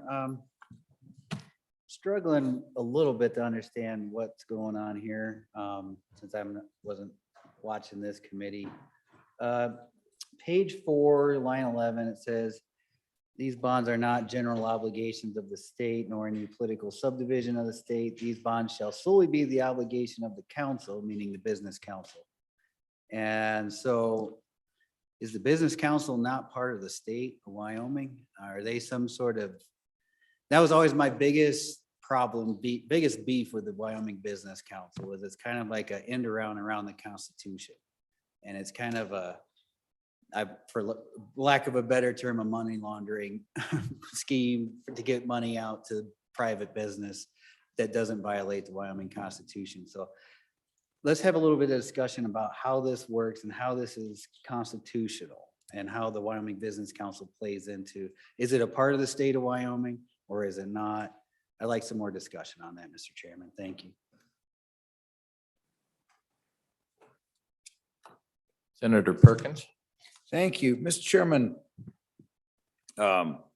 Revenue bonds are widely used, and they're used all across the country for various reasons. And what's happening is that ultimately you go out and you issue bonds, and those bonds are purchased by individuals. And if you go earlier in the bill, you'll see that these are tax exempt revenue bonds. And everybody goes out there. If you ever get a lot of tax-free interest comes from these types of revenue bonds are issued under the authority of usually of some kind of political subdivision. There may be a powers board, maybe a local town, maybe something like that. But ultimately, what generally happens is there's no appropriation of money to repay these things. They're repaid from the revenues that are generated by the bonds. They're usually generated on behalf of, they have to have what the political entity does, what the council does. Let's say that you've got, let's say that you want, talked about meat packing here recently. So somebody wants to do a meat packing project. And so what they do is they go out and they package this. They're going to have some equity contribution from private owners. Then they're going out in the private market and they're going to raise money for you because they think this is a good idea, and they'll see that they get these tax-free bond returns. So if you want to, whether you're an institution or individual, you may sign up and buy some of these revenue bonds because you believe the project is, you think it's going to be pretty solid, and you're going to get tax-free. You're going to get interest income that's not tax-free, which generally gives you a higher effective rate on your rate of return. And so but you still have to have, so usually you have to have some kind of government entity that's authorizing that. It's under their auspices. And so that's why it's not a general obligation of the council or anybody else that issues revenue bonds. But this language troubles me as well, because in this case, generally the obligation is solely reliant upon the revenues to repay the bonds. In this case, that sentence on line 13 says that shall be solely the obligation of the council. And so I share the concerns of my good friend from Sheridan, that language is a little bit problematic, but that certainly can be fixed. The whole idea is whether or not you do this. So the state nor the council is borrowing the money. The state nor the council repays the money, but they are the authorized entity, and they have to go sure that they have some obligation to monitor that and make sure that all the things that are represented happen, and that the benefits that are accrued to the community or to the entity because of lending its assistance with that are realized. And usually there's a number of benefits, everything from jobs to tax basis to whatever else that may come from the expanded revenue. And so that's why government gets involved in those types of things. It's a valuable revenue, but whether or not you allow the council this authority, that's another question. But the revenue bonds, they've been done all over the place. The reason they don't violate the Constitution because they don't encumber the assets. There's no assets of the state that are pledged to repayment, and therefore they don't encumber, and they're outside the Constitution because they're not an obligation of the state. They're an obligation that's through the entity. But you can't have a black, it doesn't, but if they fail, you're obligated, but it doesn't mean you don't get a black eye. Doesn't mean people don't lose money. Doesn't mean any of those things. But so we talk about Constitution. I believe that it's well within the Constitution. Been tried. States all over the country, not the federal government, but states all over the country have very similar clauses to us in our Constitution about the ability to borrow money and pledge your collateral and the faith and credit of your state. Revenue bonds don't do that, and that's why they've been a well-recognized exception to that. But that brings us back to the whole question whether it's a good idea or not. That's not the question. In my mind, it's not the question of revenue. It's the question of whether this is a good idea or not. I think you need to fix that one sentence. I think that one sentence needs to be fixed. But I guess my question would be, why is it only agriculture? If we're going to do this for agriculture, why wouldn't you? Business Council does other things besides agriculture. Why would you limit this to agriculture? Thank you, Mr. Chairman. I believe Senator Steinmetz, were you wanting to speak? Mr. Chairman, I will, but some of my thoughts have been addressed by some other speakers. However, I did just want to ask, I realize the Business Council is our business entity, but since we're involving government in this, I just wondered if it was contemplated to involve elected officials and possibly SLIB or someone like that to oversee that rather than the Business Council, and what the rationale was there. Thank you, Mr. Chairman.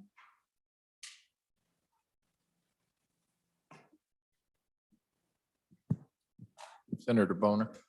Thank you, Mr. Chairman. As to the constitutionality, I think that was fairly well addressed by my colleague from Natrona County. I can forward research memo that our staff has made that goes over the legal back and forth and, why these the statutes are crafted the way that they are. And just point as a common example, once again, to the Community Development Authority. A lot of the legal cases are revolving around the creation of that entity and the adjustments that were necessary based off of that. So very few concerns, both from legal and practical perspective, of that this has been operating in our state for decades, or similar organizations have been operating in the state for decades after some significant scrutiny by our Supreme Court. As far as the question of why just agriculture, Mr. Chairman, this was an assignment from Management Council to the Agriculture Committee to consider ways to increase value-added agriculture. I think it could be looked as a way, almost a pilot project, to see how it works and if it's successful, or even, and if it is, then we can certainly add other industries and open it up. But yeah, I think this, I certainly wouldn't be opposed to that, but the Agriculture Committee was considering options to carry out our assigned topics, and that's why it's limited to agriculture. I think it'd be a good way to get this this option to be better utilized in our state. Right now, the federal government allows around $300 million worth of these bonds to be issued in a given year. We use less than half that. Like I said, WCDA is the only one that uses it. So there's a lot of additional capacity, plenty of opportunity for new projects to utilize, hopefully our full capacity in the state. And we're just discharging the duties that were assigned to us. But look forward to kind of knocking getting the cobwebs, dust off of this particular tool in the toolbox. And hopefully we can use it for other things as well. Certainly wouldn't be opposed to that.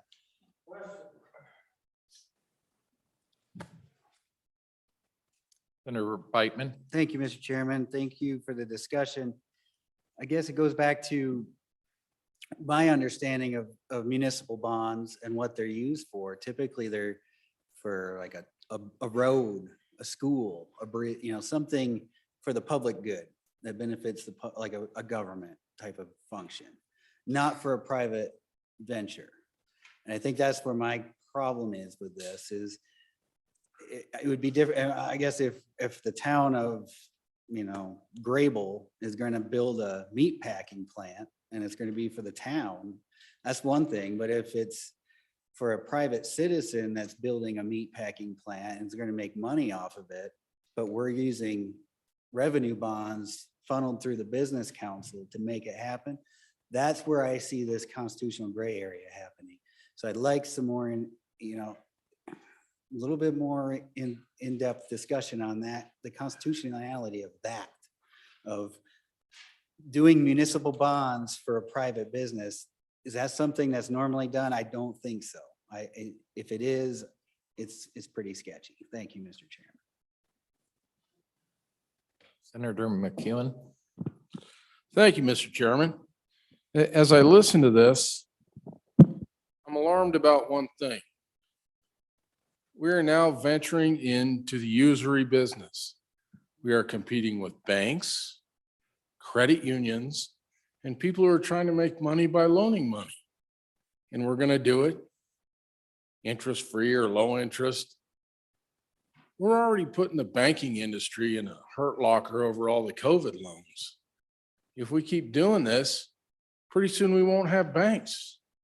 We'll have Wyoming business councils and slip boards who raise money and loan it out. And we're actually going to hurt private industry. Thank you, Mr. Chairman. Senator Boner, and then Mr. Chairman, I could draw a diagram for the previous two speakers if it would help in their understanding, but it'd be a very simple diagram. We are not, the state of Wyoming is not becoming a bank. It's not a municipal bond. You still go to an actual bank to get the loan. We have a very good memo from LSO that the Ag Committee received. I can run that by the previous two speakers so they can gain an understanding of what it is we're talking about precisely. This is just a designation. You still go to a actual bank. It actually increases the amount of options available to our bankers. And at no point is the state of Wyoming directly funding any of these projects. We're simply designating these projects under federal tax code is receiving a tax break under federal tax code. That's all that we're doing. Senator Scott.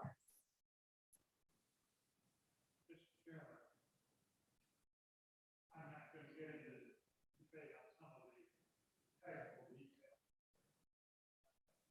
A couple of the previous speakers really been talking about philosophy of government. And we're getting the government too much. Right. Probably could be a proof of that. But government is part of the right. It's not right now. Wow.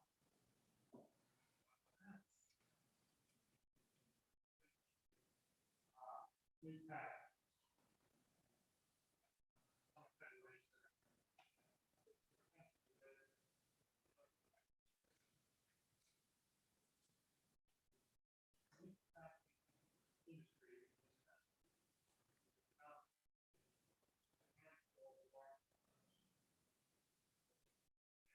They have succeeded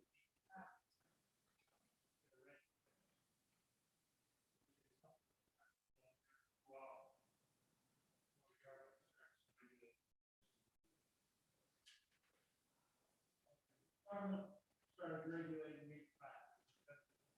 They needed to, they're operating a large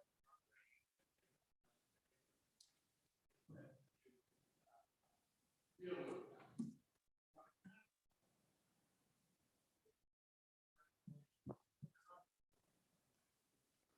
Only large organizations, large, some of them what, can afford deal.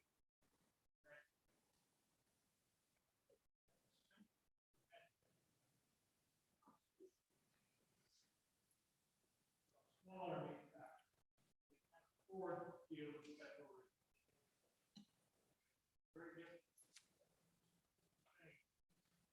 Smaller local meat packers just sell over state lines and reach the markets, neighboring states. And that's what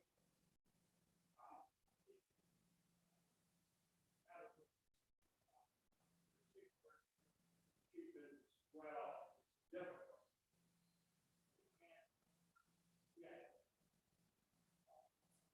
Smaller outfits be effectively in local markets because they are smothered by the federal. So we don't have a pure system. And this is just one effort to try to overcome. Perpetrated. We started with very pure motive. And foreign property would be a useful method. But we saw that the capture of the regulators and the regulations being done for the large all vendors out of business. And usually revenue bonds is just one way to address the problem we've got here. And yes, we're using the government to fight the government. But the government is being used for work insurance. So we're just not let's be pure and keep the government out of this thing. The government got into it. National government. What was the government purpose? A long time ago. And they use it. So we're trying to use some of these tools we have that our government redress the balance. Mr. Chairman, that's how I see the bill itself. We just got. Senator Wasserberger. Well, thank you, Mr. Chairman, on and in favor of the bill. And ladies and gentlemen, this agriculture has largely been left out of our governmental agency in charge of economic development. And what this bill does is actually give our Economic Development Agency a tool, but also testimony of our committee hearing was that we have several organizations right now who are interested in using this. And so not just for meat processing, but for other projects that are going on in the land of Goshen, which is near and dear to my heart. So I hope that you support this bill, and I ask you to vote aye.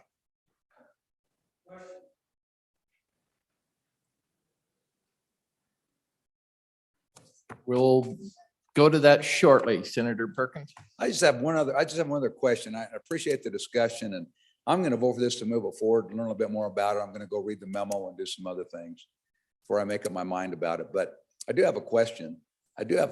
My question is, in the past, I've seen what, I don't think it necessarily happens now, but in the past, years ago, what used to happen is these things would happen and you'd think they're going out to the private market. And what happened is the treasurer would turn around and buy the entire issue. And I'm just wondering if there's any discussion about that. I want to verify there's no prepackaged notion that somehow the treasurer, that all of a sudden this automatically gets added to the state's portfolio. I want some assurances on that, or at least if it hasn't been talked about, I'd like to know that too. Because I've seen that happen in the past. A lot of times local banks and other people participate. Fair enough. They're a private entities, they get to decide, but I just want to make sure there's some prepackaged or tacit agreement that somehow the state of Wyoming will buy these bonds and hold them because then I think we are circumventing and we are, then I think it gets a little too circular for me in that instance. Thank you, Mr. Chairman. Senator Boner. Thank you, Mr. Chairman. To address those concerns, one other I admit that I forgot to address. Yes, as the purpose of the amendment, and I'll just read it for everybody, page 2, line 23. Neither the state nor any political subdivision of the state or local government entity shall use any public funds to invest in or purchase any bonds issued under this section. Hopefully that takes care of it. And certainly the Chairman of Appropriations has any additional amendments, I would certainly love to work with him to make sure that this is absolutely airtight. As to my colleague from Goshen County, I do think that is something we could consider, making sure that the SLIB has oversight and approval.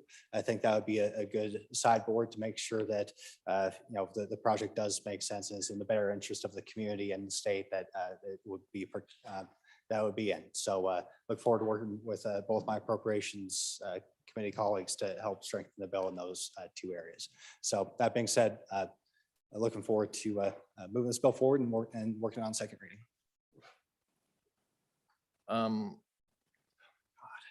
Senator Kinski and then Senator Rothfuss. Thank you, Mr. Chairman. I just want to briefly address the concerns of my colleagues that this may be a subsidy to business or a violation of our Constitution because it's an entanglement of government with business. It's none of those things. It's just a provision in the tax code. It's just a tax break. Businesses buy equipment, they take depreciation, it's tax break. It's as simple as that. You have childcare, you get to write a certain portion of that off, it's a tax break. You have a home, you take the mortgage deduction, it's tax break. That's all this is. It says you buy these bonds, you don't have to pay tax on them. It's just that. It's no different than depreciation or a home mortgage. Thank you, Mr. Chairman. Senator Rothfuss. Thank you, Mr. Chairman. And Mr. Chairman, echoing the thoughts of the previous speaker, I wanted to say the same thing, that this is a tool that we haven't taken advantage of. And I appreciate the Ag Committee exploring this. I share good senator from, I believe it was Casper a little while ago, that suggested that maybe we should broaden this at some point, because I do think that this is a valuable tool. We're underutilizing it. It has tangible asset value to the state, and we've basically just left money on the table for a lot of years and not using our full allocation of tax-free bonds. So this is going down that path. I think it's a valuable approach, and I agree that it's a good opportunity for us to find some funds and raise those funds to some of the challenges the state has, in this case, some agricultural processing facilities or wherever else. So all that to say, again, generally I support the bill. I appreciate some of the concerns that were raised and would like to see some of those solutions as well, about oversight, potentially having slip approval.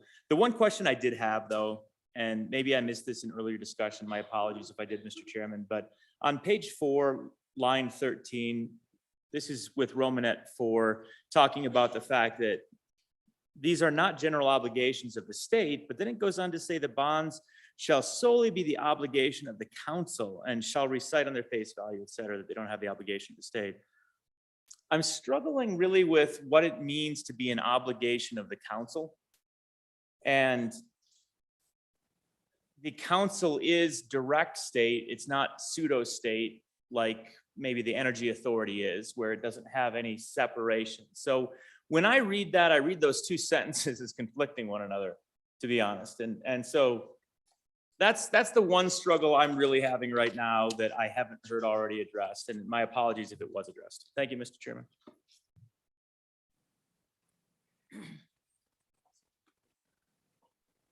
Senator Furphy. Thank you, Mr. Chair.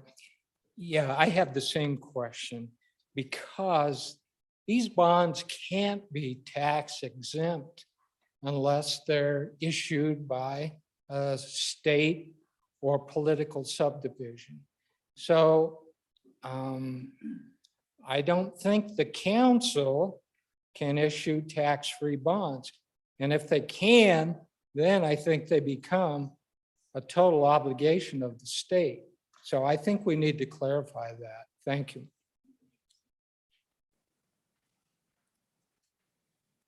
Senator Hicks. Mr. Chairman, just real quickly to my colleagues in Albany County, I thought that was the original question that my colleague from Sheridan County had raised. And the answer I heard, maybe it was a different answer, is that the chairman of Agricultural Committee was certainly going to work on that.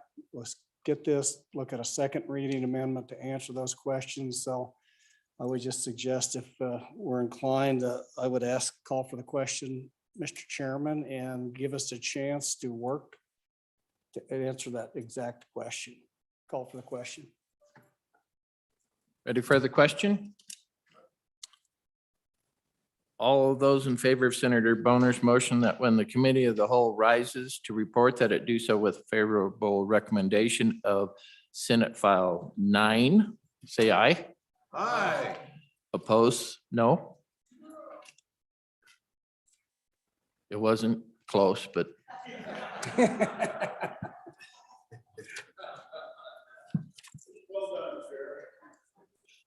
Senate File 9 has passed. Committee of the whole. Mr. Chairman. Boy, yes. May I have privilege of the floor? Yes, you may. Colleagues, if you would help me in a warm welcome, we have up to in the galley to our left here. We have the privilege of having the leadership Carbon County. And not only do we have the class of 2022, we have the class of 2021. So 2 classes, if you would stand and give them a warm welcome, I would appreciate it. Thank you, ladies.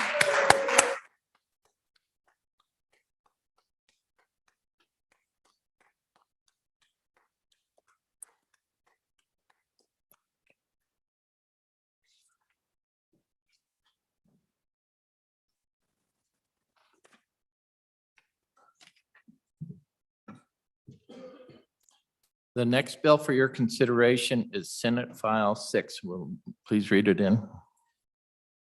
Oh, I'm sorry. I apologize.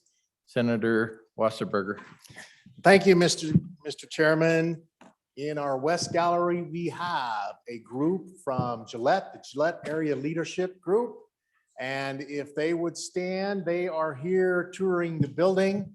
And I just had the opportunity to talk to them in our beautiful Supreme Court building or room. So stand and welcome to the Senate.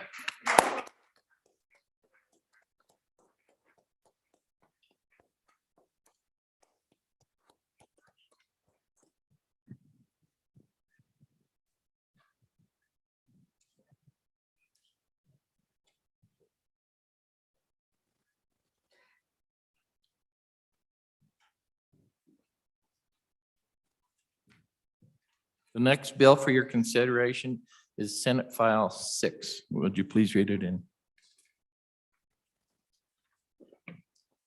Senate File 6, Aquatic Invasive Species Inspection Enforcement, an act relating to aquatic invasive species sponsored by the Travel Committee, was referred to Committee number 6, which returned a committee recommendation that it do pass. Ayes, Senators Ellis, Garou, Landon, Salazar, and Schuler. Senator Ellis, Chairman.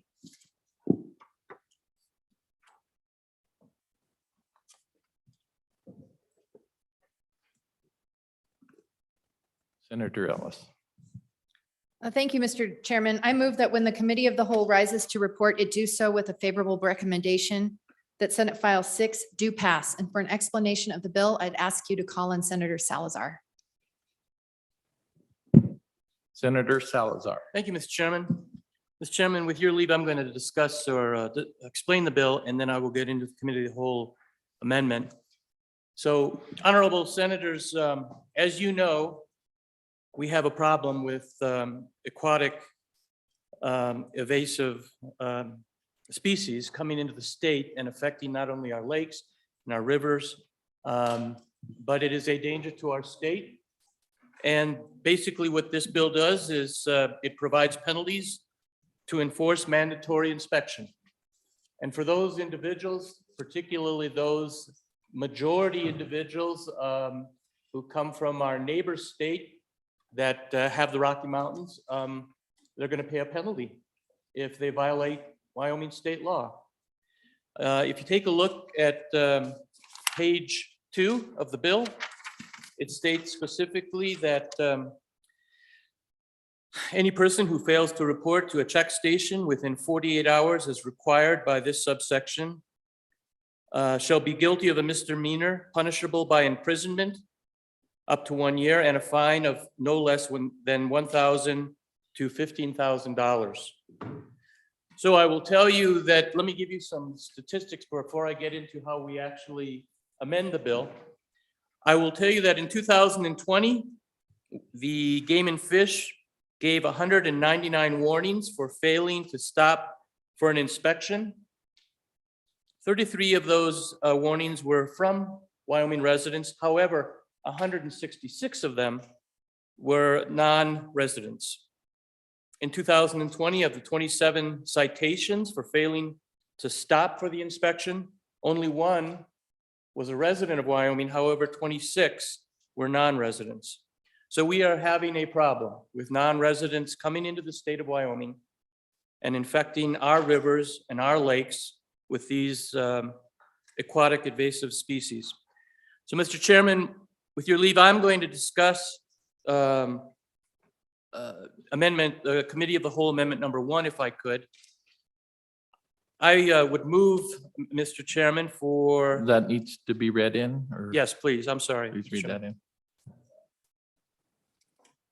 Senate File 6, Committee of the Whole Amendment number 1, page 2, lines 8 through 11, delete. Thank you. And what that amendment simply states is, if you look at page 2, line 8 through 11, we are deleting and inserting be guilty of a misdemeanor punishable by a fine of not more than $5,000.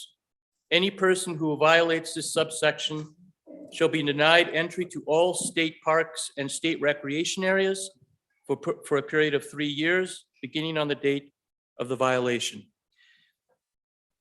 TRW, the committee believed that the initial penalties put in the bill were too harsh.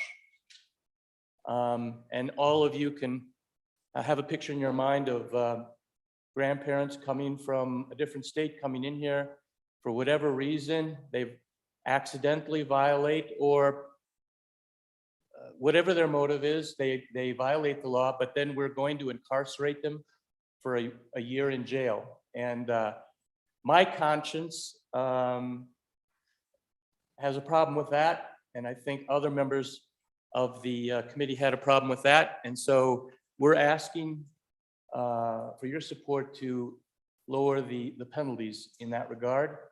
And so with that, Mr. Chairman, I will entertain any questions. I ask for your favorable consideration for this bill. Thank you.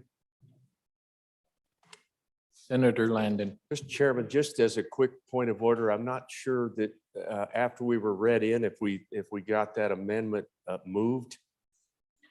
Do we need to have that committee of the whole amendment moved? I'm told, yes, we do. So I move that committee of the whole amendment number one, Senate File 6, be moved and I actually table consideration.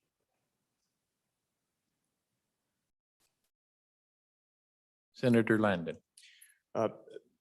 Mr. Chairman, thank you. And just to kind of back up what was an excellent presentation on the part of this amendment, I would just ask that you support the amendment. We allowed that to go through the interim. The more we thought about it, the more we came to the conclusion that, listen, we want this bill to send a very clear message. But we felt like the bill as it stood in committee was simply too punitive. So I would encourage you to support the amendment and call for the question unless there are any questions. Senator Hicks.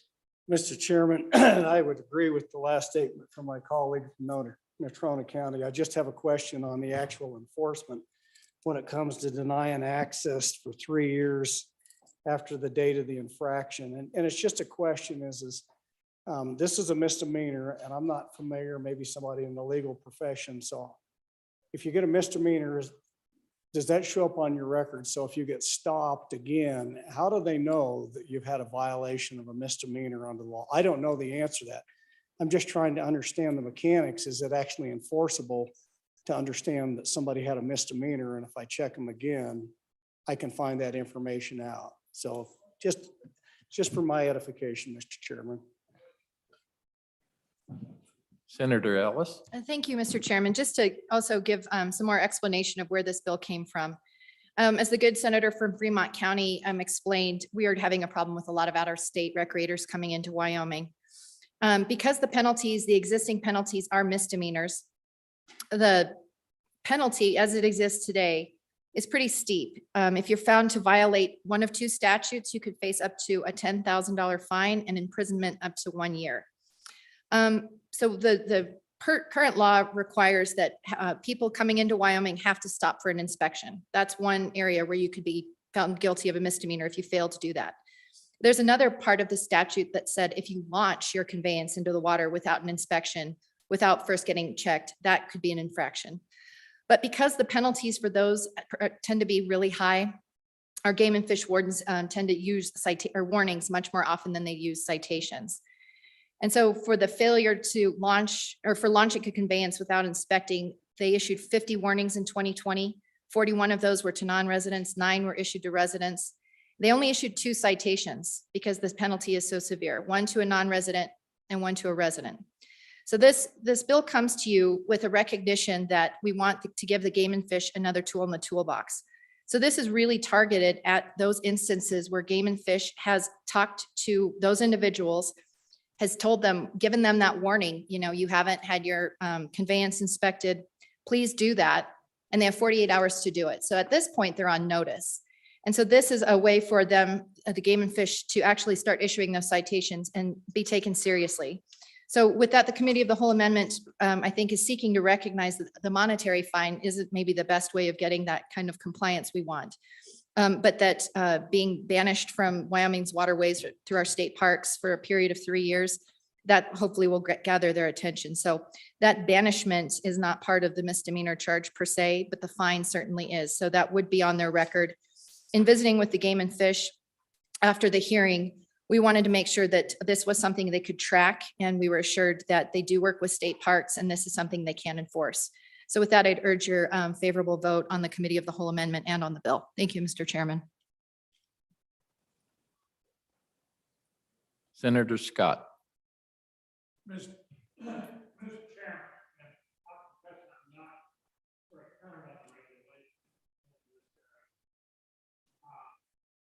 But relevant to the amendment, is there a part of penalty or part of the procedure where the game fish can pound the offending code?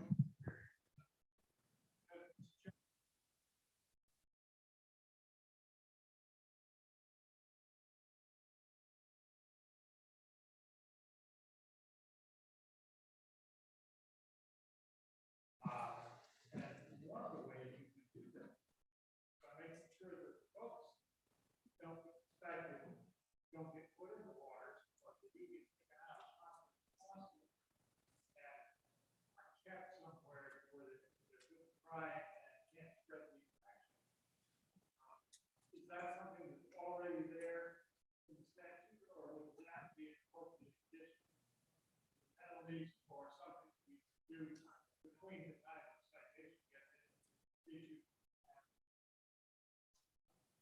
And because the court deals with it, sort of that's how you kind of what you guys do. Okay. Oh, my. Senator Kolb.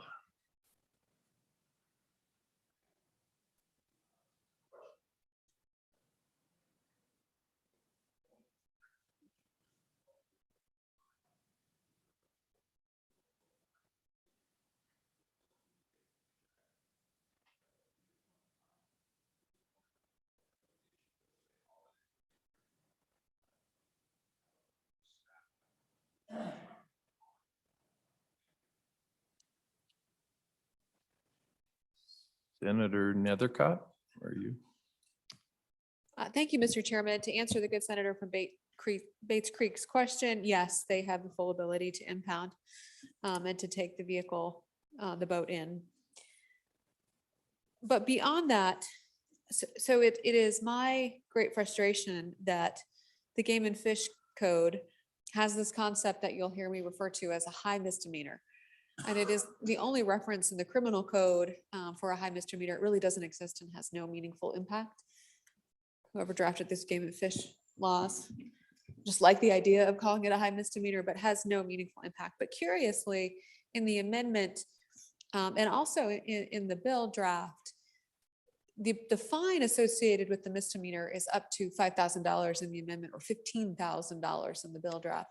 I'm not aware of any other misdemeanor penalty that has that level of financial impact. And typically that would be associated with a felony. Most felonies have the criminal sentence associated with it of incarceration or a financial penalty of up to $10,000. And so I do think that there needs to be a strong penalty for a deterrent for these invasive species, but I do wonder what mischief we're causing into our criminal code, because that's really what this is, as it relates to a misdemeanor by having such heavy financial fines. And is there any other crime or any other misdemeanor that carries a $15,000 penalty or $5,000 for the bringers of the bill?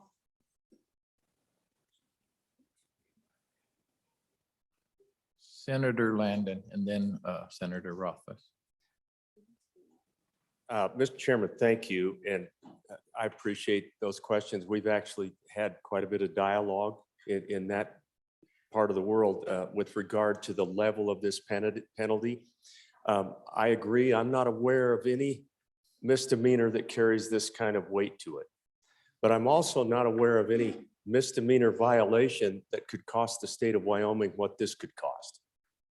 We literally, folks, are talking about something that could cost us millions of dollars to try to eradicate something like this. These are people who have been told to find the game warden or to find the game and fish personnel that are at that waterway for an inspection, and they choose not to do that. We live in a time where I know that that kind of thing is eroding a little bit. We don't want to be told what to do, but in this case, we feel like we need to send a very distinct message. And to answer the question from the senator from Sweetwater, I happen to own a boat, and the waterways that I've been around, the Game and Fish Department does a pretty good job of having folks around. There are a lot of check stations. If you can't find somebody at the check station, you know, it's 9 o'clock at night. By the next morning, there is probably going to be somebody on that waterway with a red shirt. And I don't think there's any reason that you couldn't in 48 hours find a way to get your boat inspected. The waterways that we're talking about, that these visitors come from the states below us to come and enjoy the waterway. So hope that helps a little bit. Good points made by the senator from Laramie County. Thank you. Senator Rothfuss. Thank you, Mr. Chairman. On the amendment, I do appreciate the concept of the amendment. I'll support the amendment, but I share some of the concerns that have been raised regarding the $5,000 and continuity with the rest of statute. But the question that I do have is with regard to the 3 years, it's a shall be barred for 3 years. And I was curious whether there was any discussion of up to 3 years, similar to the up to $5,000, to provide flexibility based on the degree of severity for the instance. So I was curious about that, might be useful. Senator Salazar. Mr. Chairman, thank you. Good question. And I'll be honest, there was not extensive discussion on that. But as we go forward, I'm more than willing to work with whoever on finding the right vehicle. So.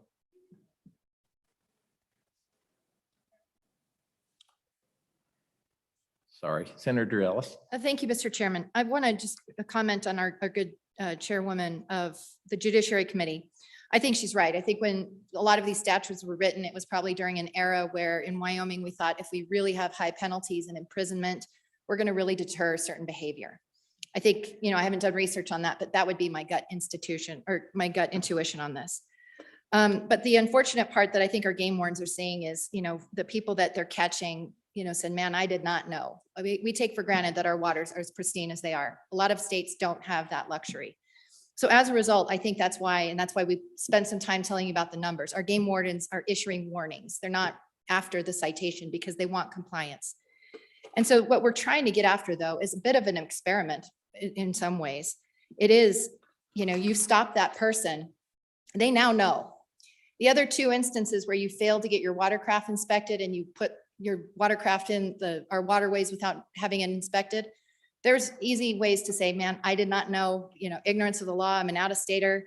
But this is trying to get after something a little different, where that person has had that warning, they know, and they're still willfully disobeying the direction of the game warden to get their conveyance inspected. So it's a little different. And I say a bit of an experiment because we're trying to catch that recreator's attention. I don't happen to think a high dollar amount is terribly effective. When you look at how these are being actually enforced, the Game and Fish have given us some information. Usually the penalty and fines that are paid are more in line like $500 on the high end. To their knowledge and to our knowledge, no one's been imprisoned. So I think Game and Fish is really sorting through that and trying to find that appropriate balance. So in a second reading amendment, if we wanted to adjust that $5,000 down, I think that might be appropriate. It might be appropriate for us to say up to 3 years, but this is different. These instances are where that recreationist has been put on notice that they need to do something and they just ignore it. So that's why this bill and this amendment is important. So I'd urge your consideration of both. Senator Hicks. Yeah, Mr. Chairman. So when I get to the denial of entry into state parks, something that might be considered if there's a second reading amendment, my question would be, so what happens if I do? What's the subsequent penalty of this? And so just something, if there's a second reading amendment, you might want to have a graduated penalty for those perpetual egregious offenders. And just something to consider, Mr. Chairman.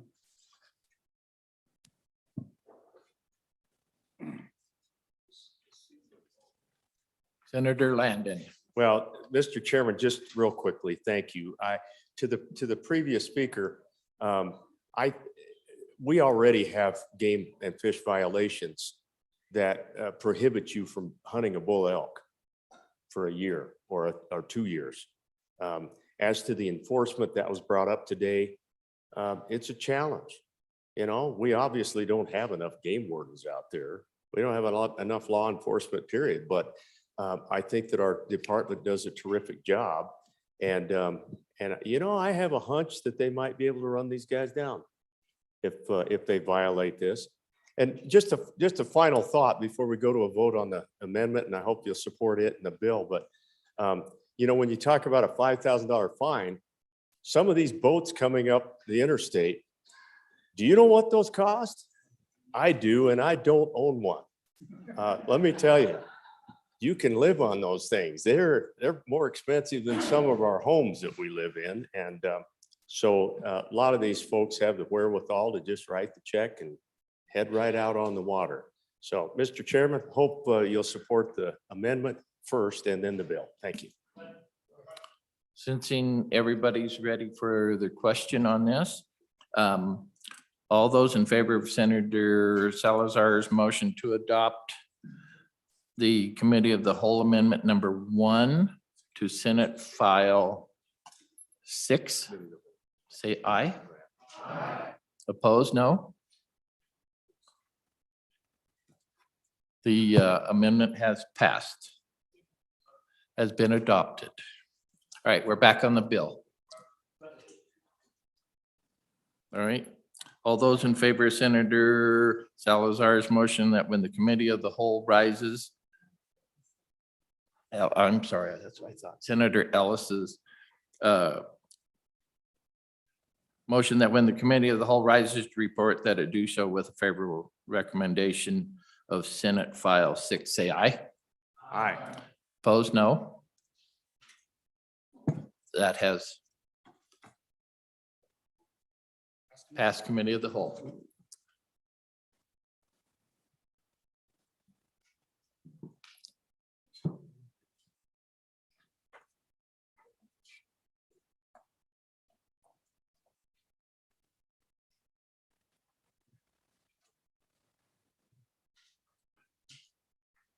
Next bill for your consideration is Senate File 66. Will the reading clerk please read it in?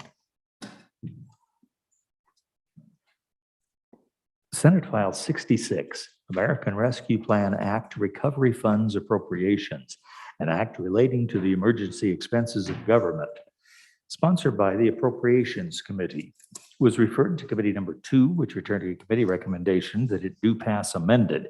Ayes, Senators Guru, Hicks, Kinsky, Perkins, and Steinmetz. Senator Perkins, Chairman.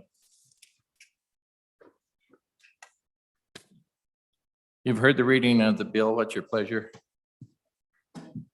Senator Perkins. Thank you, Mr. Chairman. Mr. Chairman, I move the Committee of the Whole Rise and report is with a due pass recommendation on Senate File 66, American Rescue Plan Act Recovery Funds Appropriations.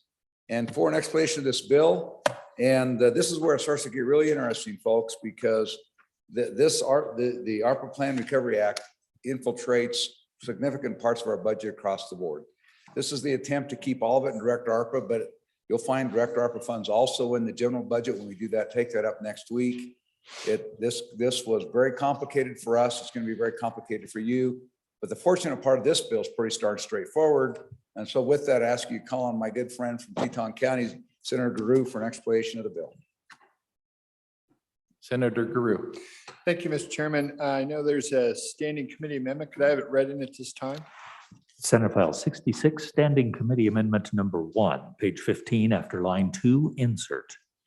And I'm going to move that and ask for your consideration, and I'll send it over back to Senator Perkins to explain in just a moment. But before we get there, I want to just make some general comments. On your desk or on your inbox, there are 2 pieces of paper. The first one I sent to you earlier when we were on introduction, which is a list of the expenditures. But the other one is actually what we'll talk about first, and it says American Rescue Plan Act Appropriations Summary.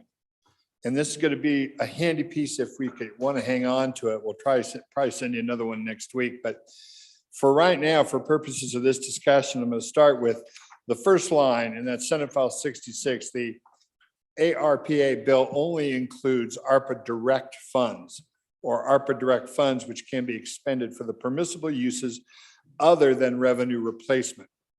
And what does that mean? Well, if you just drop down a little bit to Senate File 66 in the dark line, it says ARPA spending or full ARPA allowance cost requirements. There's 6 expenditure categories that fall under the ARPA direct statute per the U.S. Treasury guidance. And they are, and you have to add the words COVID-19 after each one of these: public health related to COVID-19, negative social impacts impacted with COVID-19, services disproportionately to disproportionately impacted communities because of COVID-19, premium pay because of COVID-19, infrastructure and administrative costs due to COVID-19. So that's the general gist of this bill. And like I say, you can read the text of the bill and I can go over it, but the meat of it are these expenditures. And you can see from these expenditures what your Senate Appropriations Committee approved and what they did not approve. And I'm more than happy to answer any questions with regard to that. But before we get there, I would like to ask my good friend, the senator from Natrona County, to explain the standing committee amendment, and so we can get that dispensed with before we move on with the rest of the bill. Oh, no, wait, you're another amendment. I'm standing. You want me? Yeah. Senator Perkins. Thank you, Mr. Chairman.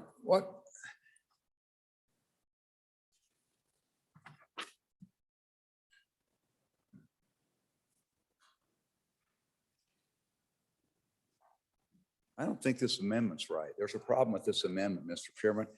Mr. Chairman, I move to divide this. We'll fix it this way. We'll just do it this way. Mr. Chairman, I would move Standing Committee Amendment number 1. Has it been read in yet? I'd move Standing Committee Amendment number 1 to Senate File 66 and ask the body to vote aye, but follow my lead, at least on the initial list. Mr. Chairman, what you have before us, this is intended to fix a problem. The easiest way to do this, Mr. Chairman, is I'd like to divide the amendment beginning on line 5 through line 11.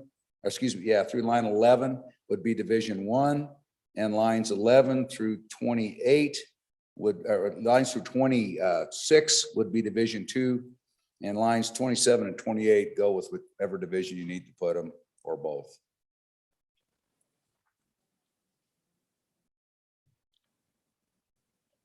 You've stumped me at this point. Okay, all that means is we're taking subparagraph A, and we're going to do that separately from subsection B. Just say it is divisible.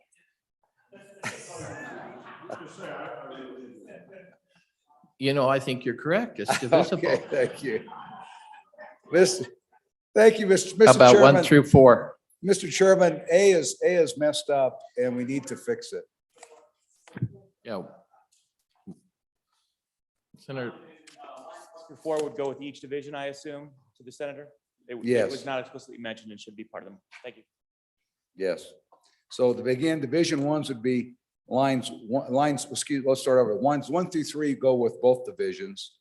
The first division is lines 5 through 11, and then Division 2 is lines 12 through the remainder of the amendment. And Mr. Chairman, with your pleasure, if you find that divisible, I find that divisible. I would. So on Division 1 is incorrect and doesn't do what we intended. We will fix it and bring it back on the next reading. I would ask if you want to talk about it, we're more than happy to talk about it. It certainly doesn't do what we intended to do, and ask you just vote no on Division 1 at this time. Question on Division 1. Is that correct? Those in favor say aye. Those in favor say aye. Those opposed, no? No. Division 1 has failed. Now Division 2. Thank you, Mr. Chairman. On Division 2, what Division 2 has to do with is, find my notes here, has to do with what are called Section 604 funds out of the American funds out of ARPA. And what 604 is the capital, it's basically $109 million has been allocated to the state of Wyoming for what they called capital projects under that, and it's restricted to the capital projects. However, capital projects is not capital projects really doesn't mean what it means. And so the only proposed recommended uses that we've got, and what the intent is that what you'll find as we go through this is that there's a proposed uses for this $109 million are broadband infrastructure projects, which the government has recommended $75 million for those. Digital connectivity projects, which which are recommended. There's about $9 million recommended for those.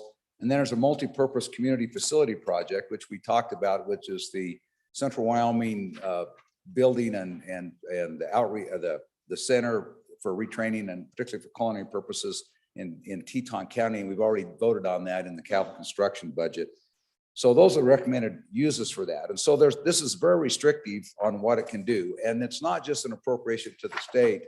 What happens is you have to apply for this money. It's allocated for the state of Wyoming, but you have to apply for this money on a project by project basis, kind of overall, and then it comes back and then it's administered by the state once those projects are approved by the federal government. So this is a very different process than significant other amounts of these ARPA money. So this is the Section 604 money. And so what we're doing in this, as you see in B, is using this section, the American Rescue Plan Act, capital project funds, which are these Section 604 funds, means any unexpended obligated funds allocated to the state of Wyoming from the American Rescue Plan Act. You see the Public Law 117-2, Section 604, and that were appropriated in the Wyoming Session Laws, Chapter 66, Section 5B, as amended by this act. And so we did a number of things in previous legislators where we allocated some of these funds because we thought the definition of acceptable capital projects was much broader. We allocated some of those uses last year, and they're just inappropriate. They're not going to work, and we don't want to require the governor to make applications on behalf of the state for projects that we know will not qualify for Section 604 funds. And so what this does is that those are appropriated. We're appropriated essentially. We're dealing with those in this section, and so the ones that apply as we go through this, you'll see that some places where we're doing that, we've done some places in the capital construction bill, some places in the other bill.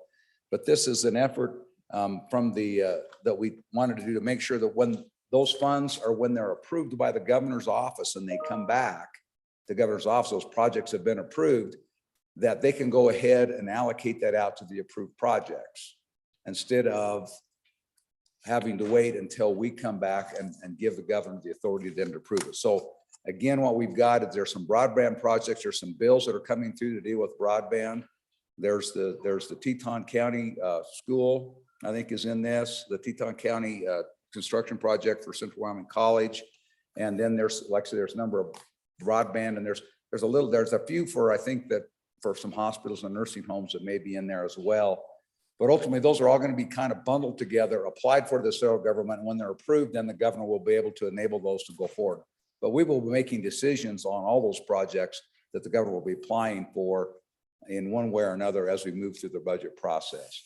So that's what this does, is making sure that when that happens, the governor doesn't have, it doesn't take further legislative action to come back and reapprove what we've already approved the governor to do. Thank you, Mr. Chairman. I'll stand for questions. Senator Guru? Nope. Senator Wasserberg. Well, thank you, Mr. Chairman. Just a quick question for the chairman. I'm looking at the bill and I'm seeing Section 067 Family Medicine Residency Program for $708,000. I was wondering what that is for. I know that when I was on the Appropriations Committee, we had some needs there, but then also on Section 067, which is the WWAMI, Wyoming, actually Washington, Wyoming, Alaska, Montana, and Idaho, which is our tuition for our WWAMI docs. It says TNF inflation, 1.5 million ARPD funds. Just a brief explanation on what that is.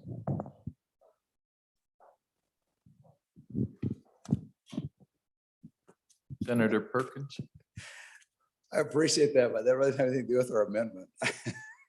That's it. We're not on the bill yet. Mr. Chairman, we're not on the bill yet. If we could hold that question, great question. We're going to go through these on a line by line basis. This is just on this standing committee amendment that paves the way for us to start to move this forward. It's some language need again to go in and just if we approve whatever we approve the governor to apply for and he applies for, if it's received, he can go ahead and disperse and get those projects started. That's all we're doing at this point. We will go through, this is only on the amendment, Division 2 of the amendment, and we'll be going through the bill whether or not this amendment passes, we'll be going through the bill on a line-by-line basis here in a second. Thank you, Mr. Chairman.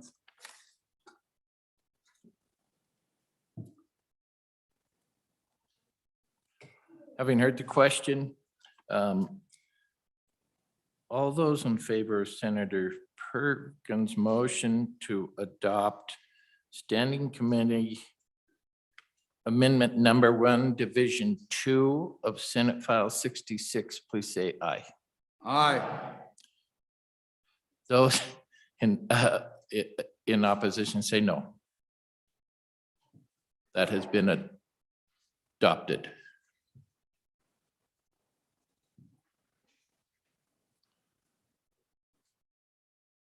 Division 2 has been adopted. Senator Guru.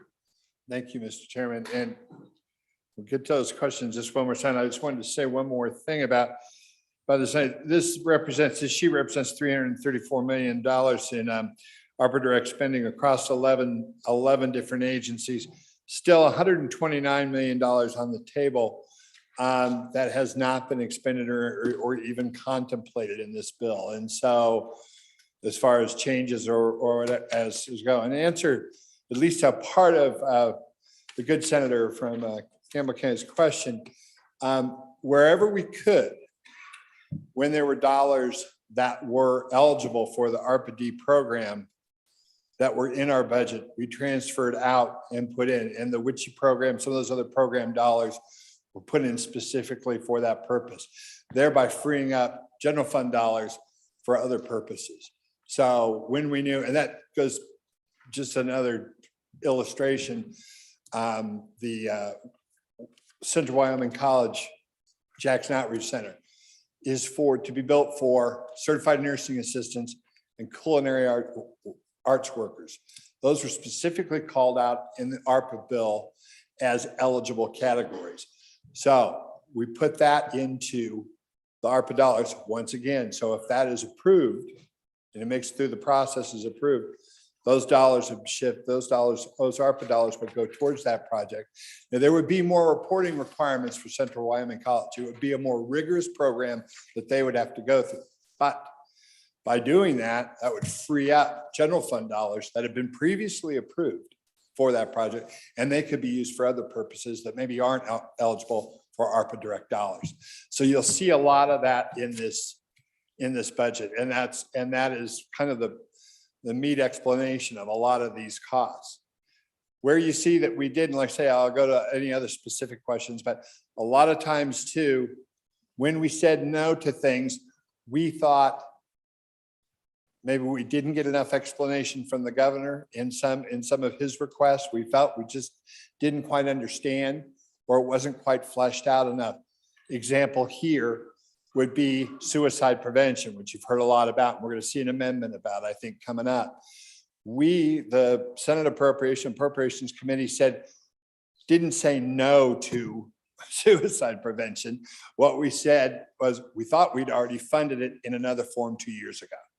We found that maybe that program was a little wanting, and I think you're going to see, looking ahead, I think I saw an amendment coming that will fix that. But that's where our thought process was at the time, where we had the best information available. So as you go through and look at these, a lot of these, I don't recall, and a lot of people have asked me, and I can tell you, I don't recall one of these that is not funded, that we didn't, where we said, no, we don't want to do this.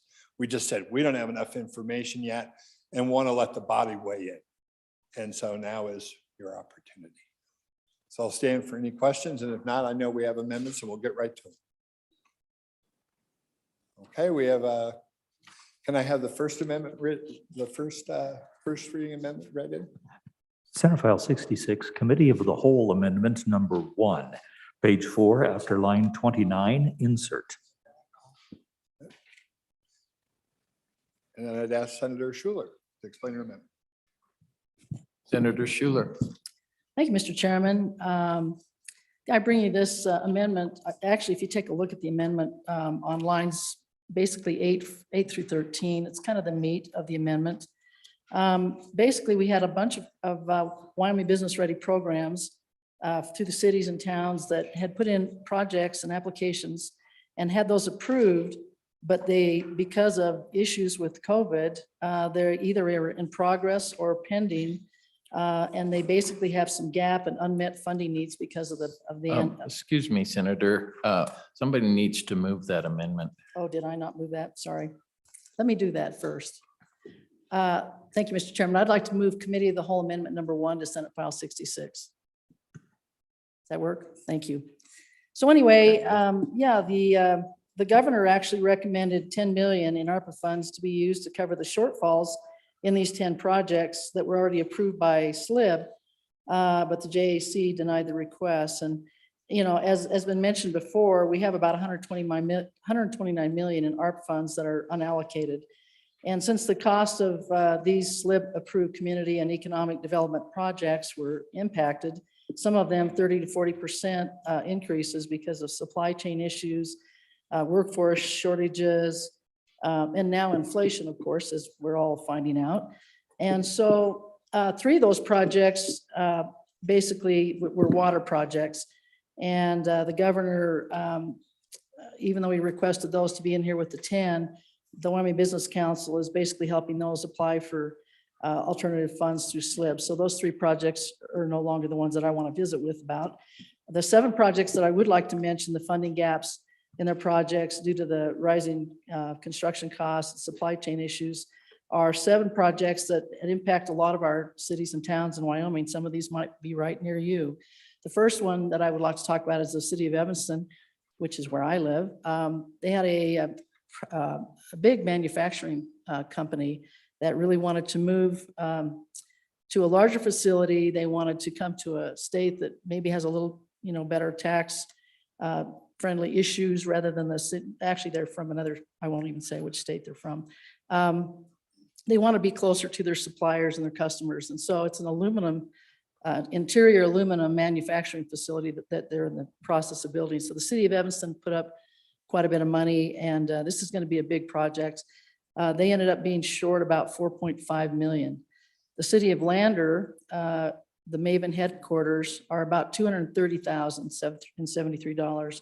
The town of Powell has a conference center that's 1.020503. Well, let me just throw that out there. $1,020,503. Rock Springs has an airport terminal that they're trying to modernize, which is short about 400,000. The city of Mills, there's a riverfront property there that they're short about $746,473. City of Laramie has the interfaith food pantry expansion. They're short about 187,000. City of Rollins, it's an adaptive reuse of the historic guard quarters. It's about 180,000. So the total request is $7,264,049. So, you know, the bottom line is these cities and towns have all put some skin in the game and money into the game. And some of these projects were just getting off the ground.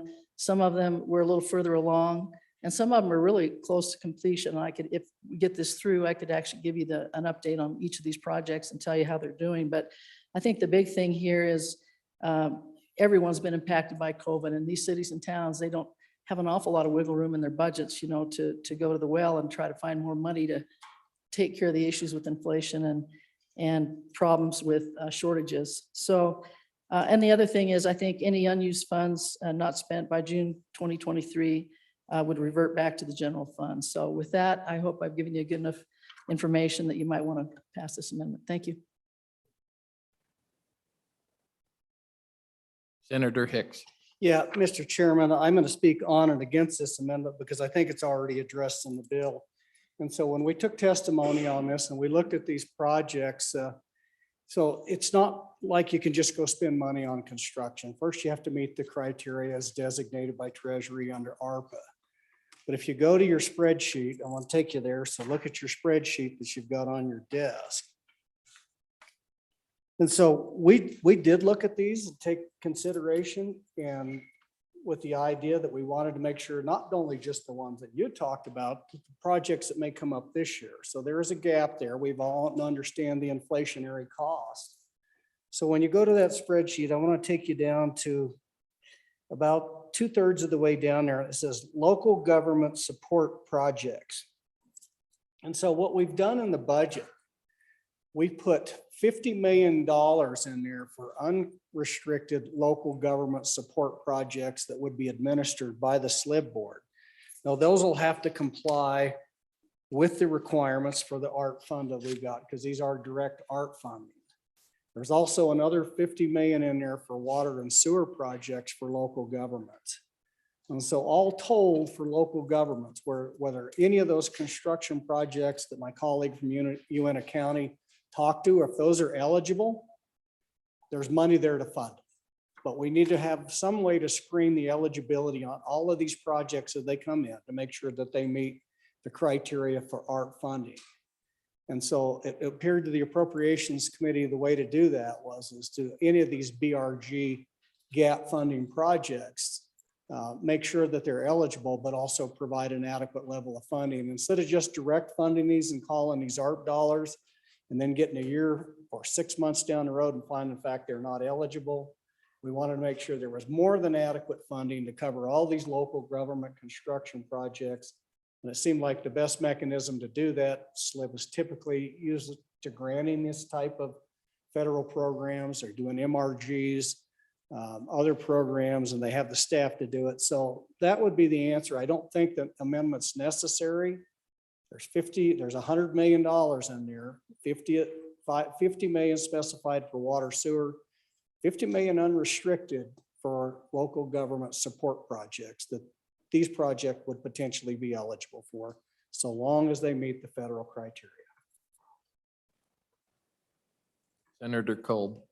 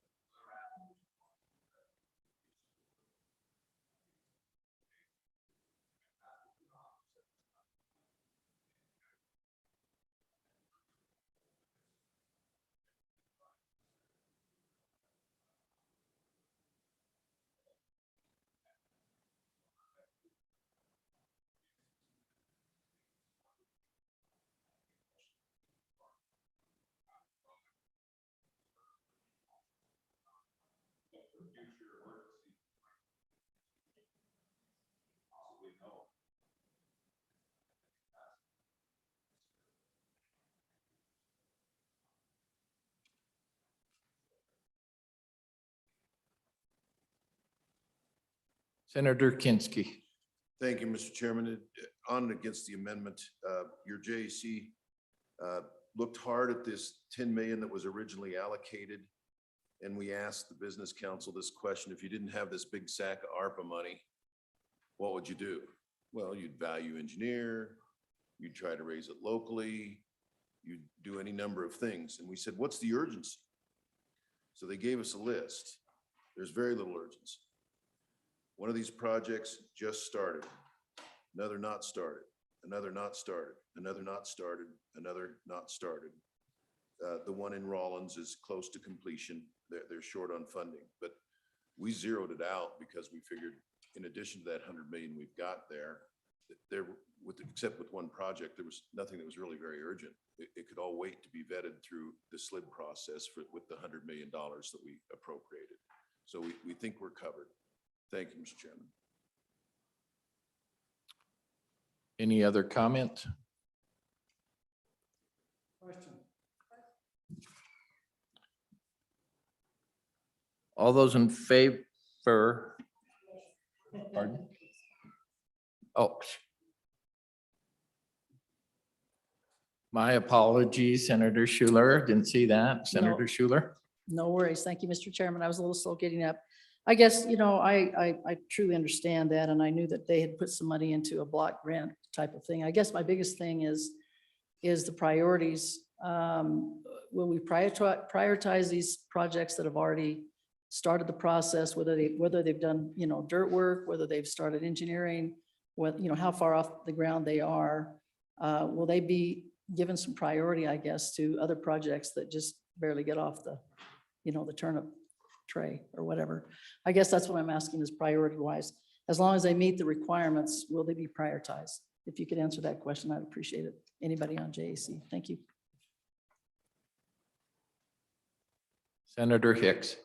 Mr. Chairman, I don't know that we're going to go in there and high prioritize them, but if they're ready to go, they're going to be the first applications before the SLIB board. And so I would anticipate that they would be that. I would certainly encourage my local governments that are on some of those is to get their applications ready. Already started a discussion with SLIB. There's $100 million in there. We still have another 128 that's unallocated. It won't be allocated until we come back another 2 years from now to redo this, that if there's still more demand for that, that would certainly be eligible. But I think there's more than enough adequate money in there right now for these folks that are already into these processes to kind of be first ones out of the chute. And that's what I would encourage your folks, if you've got projects on here with local governments, is I would already put them in contact with the SLIB and start getting those applications and stuff drafted up.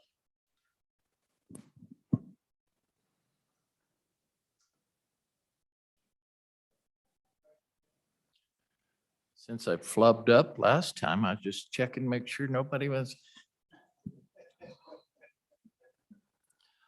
Okay, all those in favor of Senator Perkins' motion to adopt Committee of the Whole Amendment number. All those in favor of Senator Schuler's motion to adopt Committee of the Whole Amendment number 1 to Senate File 66, please say aye. Opposed? No. That amendment has failed Committee of the Whole. Senator Guru. Yes, Mr. Chairman, I think there's another amendment, second amendment. Could I have it read in at this time? Senate File 66, Committee of the Whole Amendment number 2, page 4 after line 17, insert.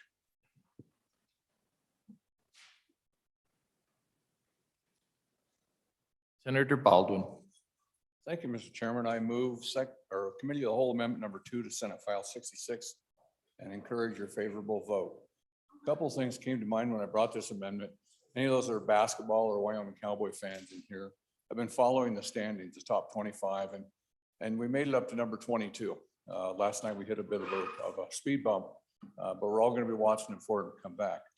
Those of us in the mental health legislative field and those of us in healthcare field watch another top 10 or top 25. And unfortunately, Wyoming has again reached number 1 on that list. And it's a list where we would rather not be on the top 25 at all. And that is the suicide rate.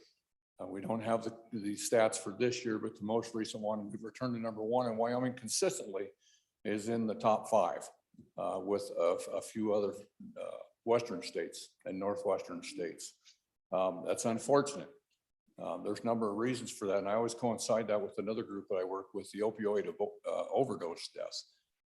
Those of you in the body that will remember that I worked several years working on opioid bills, and we thought we made a pretty good indent, and we thought we were going forward. And unfortunately, that also has taken a step backwards. And as you know, sometimes those two topics are interrelated a little bit, and they probably are this time as well as it possibly has something to do with COVID, although that's not absolutely proven. One of the things that we asked for, or the healthcare task force asked for, was for a $7 million ask for the suicide hotline. 2 years ago, I believe in 2020, we asked, and we actually did establish a part-time call line. In the other time, it's 24/7 now, but only part of the time is that in Wyoming. At midnight tonight, if you decide that you're depressed about today's events and you're thinking about not killing anybody else, but hurting yourself, you may call the hotline. You may talk to somebody in Florida or Texas or another state. When you try to explain to them, you can't go to your mental health care center in Opal, Wyoming. There's not one. And you can't drive down the road 80 miles because the roads are closed. The wind's blowing 60 miles an hour and it's snowing. Somebody in Florida may not understand that. It's important that we have a local connection in that suicide hotline available 24 hours. Suicide prevention, again, is a little bit like opioid. It's a process. We can only build one thing at a time. If we could throw $1 billion and suddenly build everything, may work, it may not, but we're trying to build things a little at a time. We got the part-time hotline. We want to get the full-time hotline. And with this appropriation that I'm asking for, I believe we can do that. But this, on top of that, there's some other considerations that we'll be looking at, not this session, next session, and perhaps sessions beyond that. And this is part of the process. So what this amendment does is it doesn't put back in the $7 million. It asks for putting back in $3 million, which mental health folks assure me we can cover the 24/7 hotline with that. And that's what I would ask for your approval. And with that, I'll take questions.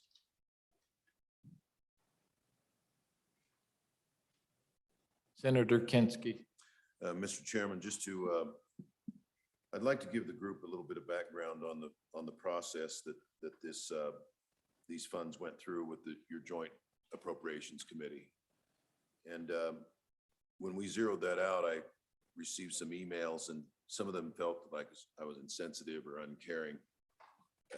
As one of the many people in this room that has had his family personally brushed by suicide, that is not true. We understand the seriousness of the issue. Initially, there was $7 million in there with no detail whatsoever. And so we said, you know, we're going to need a little bit more information. At one point, we heard it was going to be for staffing, and another point, we heard it was just for equipment. And so that has yielded fruit. We have gotten more information, and instead of 7 million, what we're told is the number is more like 2.5 to get 24-hour service. That's the number if you want 24-hour suicide prevention hotline. There's 400,000 already in the budget. Net is 2.1 million. So we're a little bit high on this one. But I do want you to know that we did look at this. We looked at it carefully, and we told these folks if we get information, if we get a good plan, you know, we think the funding will be there. So it's your call as to whether it's what you want is a 24-hour suicide hotline.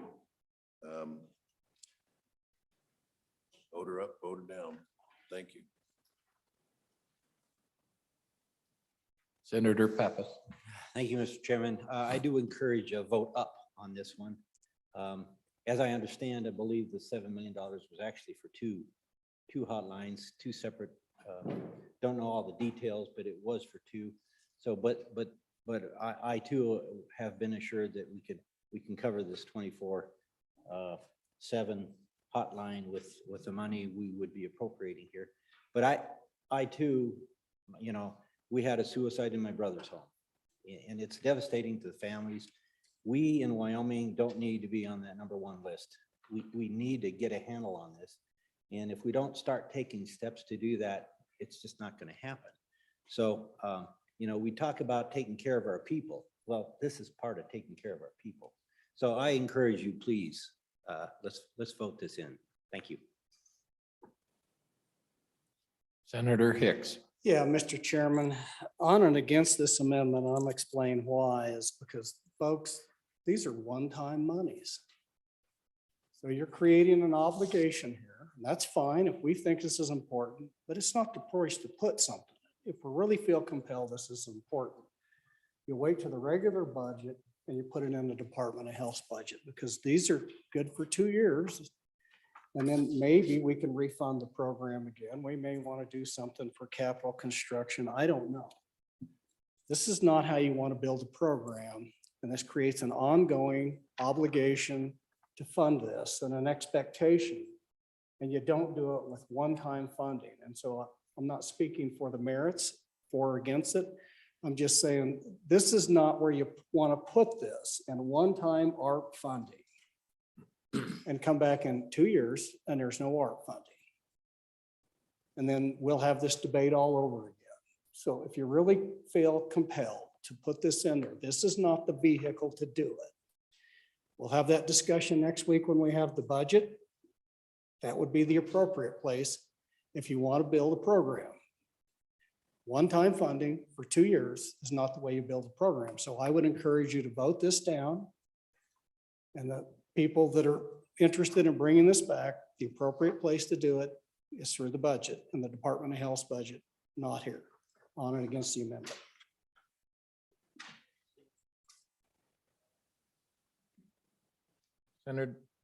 Senator Baldwin.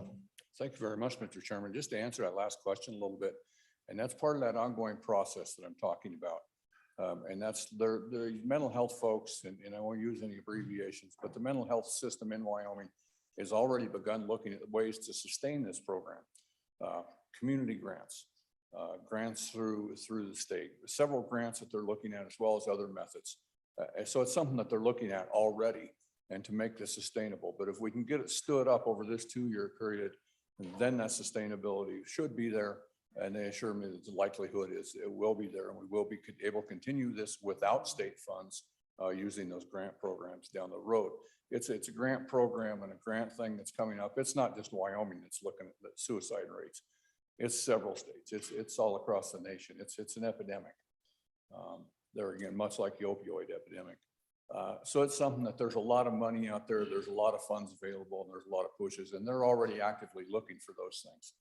So it's true, this is a one-time use, so we set this up, but they're already active and looking ahead and trying to set things up and getting them established to keep it going once it's in place. So that would be the answer. And with that, I would encourage your aye vote. Senator Kolb, and then Senator James.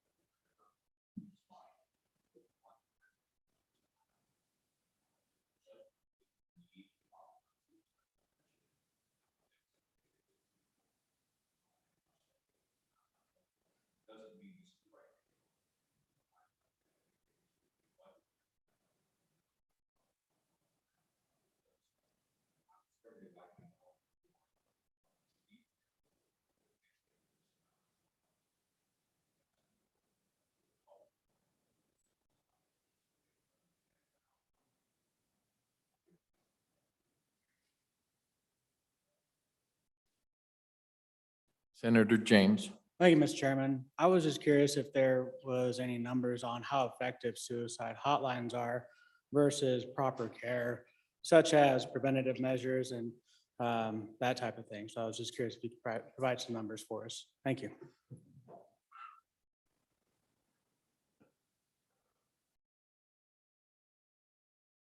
Senator Baldwin. Thank you very much. And I can't get you those numbers off the top of my head right now, but certainly if we move this ahead, I can get you those numbers from the mental health folks. Secondly, as explaining what this is a call center that's manned 24 hours a day by more than one person. This isn't one person sitting at a phone. This is several people, a call center, the telephone line. Department of Health sets this up, but this is actually not managed by Department of Health. They're the ones that set this up and get this established.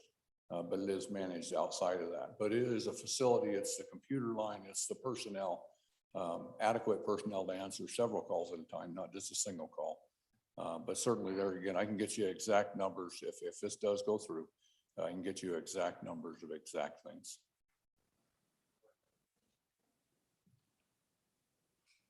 Senator Ellis. Thank you, Mr. Chairman. When the time comes, I'd like to call for the yeas and nays. Run that back in. I'm sorry.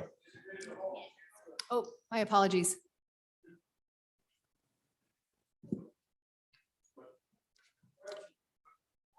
Question being called.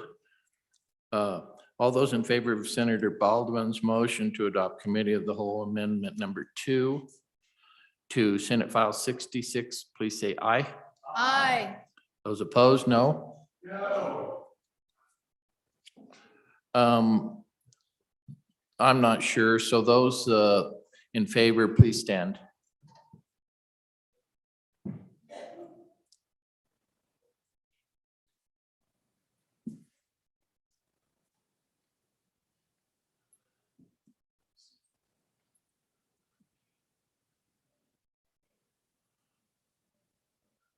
Those opposed, please stand.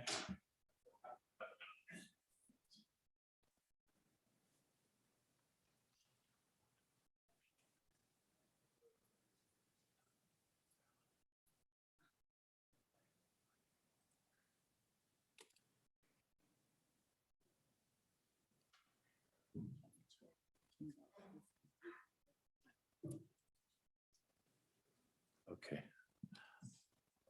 Okay. Okay, the chair votes no. Okay. That amendment fails for 1513.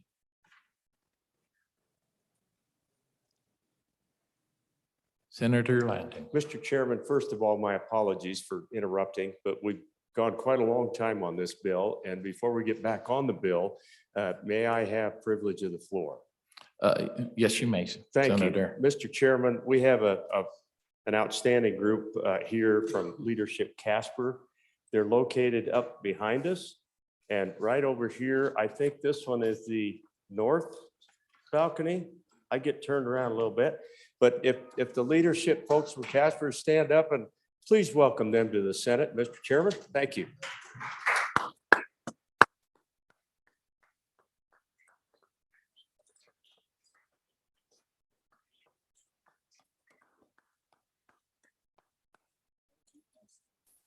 Thank you, Mr. Chairman. We're now back on Senate File 66.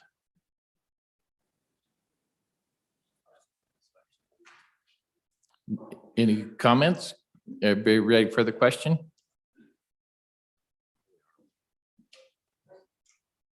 Okay. All those in favor of Senator Perkins' motion that when committee of whole rises to report that it do so with a favorable recommendation of Senate File 66, please say aye. Aye. Opposed, no. That Senate File 66 passes. Committee of the whole. I keep forgetting that.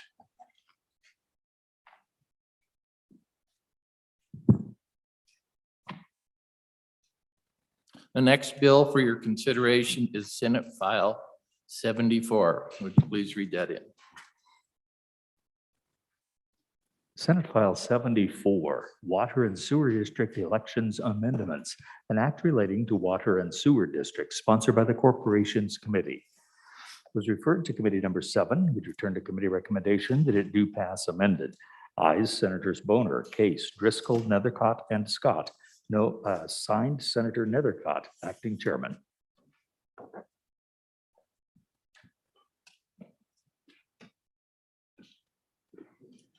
Senator Nethercott. Thank you, Mr. Chairman. I move that when the committee of the whole rises to report it, do so with the due pass recommendation of Senate File 74, Water and Sewer District Elections and Amendments. There is a standing committee amendment. Can I have that read in? Senate File 74, Standing Committee Amendment number 1, page 2, line 13, delete. Wonderful. Thank you, Mr. Chairman. I'll explain the bill and then move the amendment at that time. Good senators, what this bill does, as you might remember from introduction, is it requires elections for water and sewer districts that have taps greater than 1,000. That's essentially what the bill does. We'll work through it. I would like to move Standing Committee and Amendment number 1 to Senate File 74 and ask for your favorable consideration. Good senators, on page 2, line 13, we changed the threshold requirement for elections for water and sewer districts from 1,000 taps to 750 taps. So essentially lowering the threshold for the size of the water and sewer district for those board members to be elected. Stand for questions on the Standing Committee amendment. Seeing none, I'd call for the question.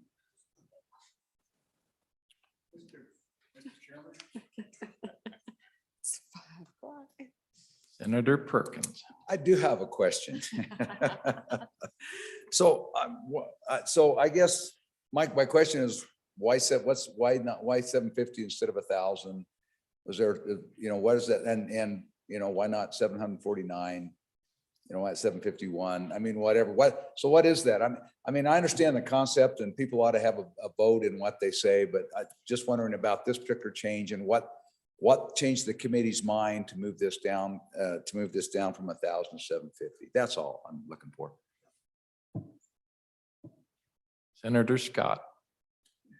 Mr. Chairman, what goes on here is that as the districts are relatively small, it's really a set of neighbors,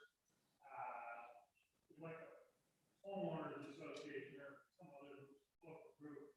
They can manage their elections perfectly well amongst themselves. They have regular contact, the officers, users of the system, and say hello to everybody else. And that seems to be working quite well with smaller. With the larger groups, you start getting up into the higher number of taps, you're starting to talk about millions of dollars worth of facilities, multiple neighborhoods involved. In the case in our county, a couple of municipalities have grown up in the area that is served by the water and sewer district in question. You need to have a more formal election. The old informal system just isn't working.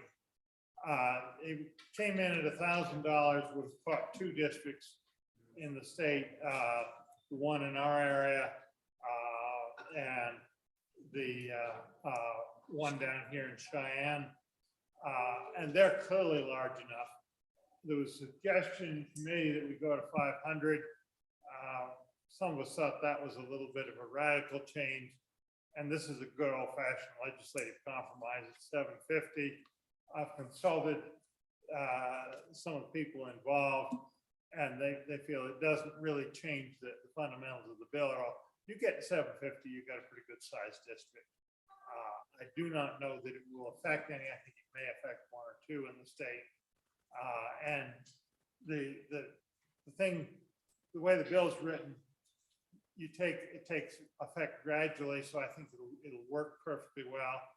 So, but that's what it was, just plain compromise.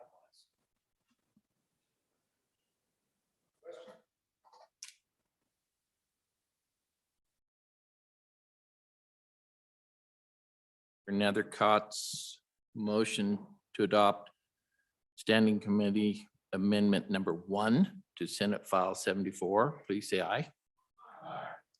Those opposed, no. That amendment is adopted. We're back on the bill. Senator Nethercott. Thank you, Mr. Chairman. I am happy to stand for questions. Good senators, the remainder of the bill really just deals with the logistics of conducting the election consistent with the general election. So not anything particularly new or profound in this front. I'm happy to stand for questions.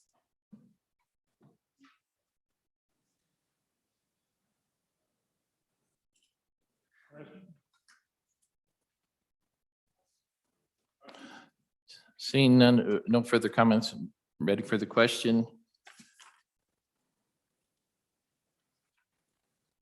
All those in favor of Senator Nethercott's motion that when the committee of the whole rises reported, do so with favorable recommendation of Senate File 74, please say aye. Aye. Those opposed, no. Senate File 74 has been adopted by committee of the whole. Gosh, I thought I had it passed committee of the whole.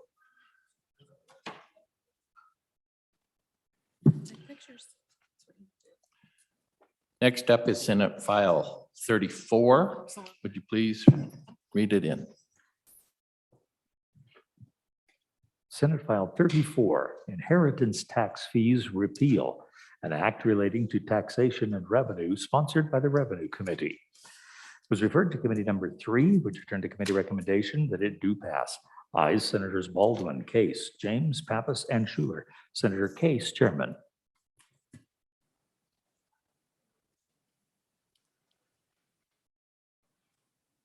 Senator Case. Thank you very much, Mr. Chairman. I move for the when the committee of the whole rises to report, it do so with a do pass recommendation on Senate File 34, inheritance tax repeal. And I'd ask that you call on Senator Pappas to bring us home on this wonderful, simple bill. Senator Pappas. Thank you, Mr. Chairman. And yes, it is a simple bill. This bill repeals the tax collection of fees related to the state inheritance tax. Just for a little background information, the inheritance tax is no longer actually applies because of the changes that the federal government has made to the structure of the inheritance tax. So when someone is taxed at the federal level, there used to be a credit available to the person having to file the tax return.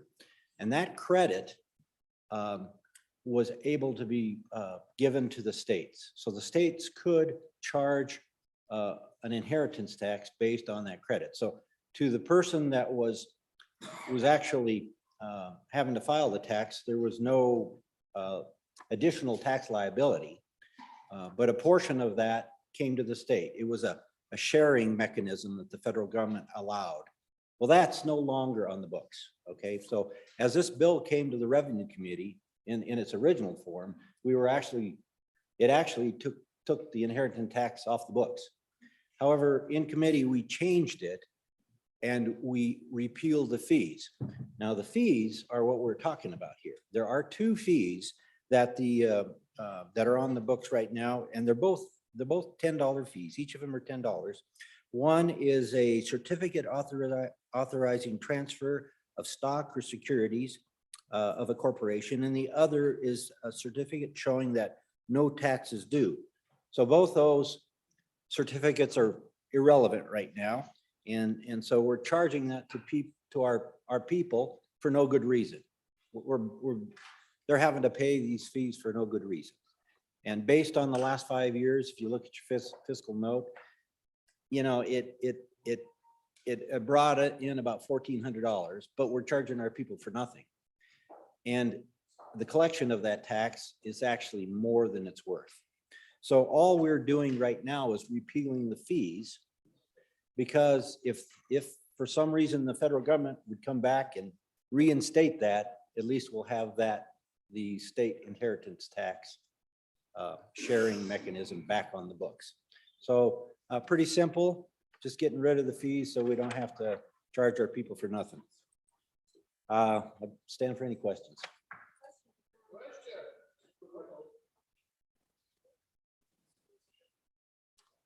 Thank you, Mr. Chairman. Is there anything about the fees and what's being repealed that is necessary if the feds were to come back and put on the opportunity for the credit to be back in place? I understand that you didn't repeal the aspect of the credit that would get that to the state. I think that was wise, but I'm just curious if this is paperwork that would be necessary associated with the filing of that tax, or if it's unnecessary and it would still work without the repealed legislation.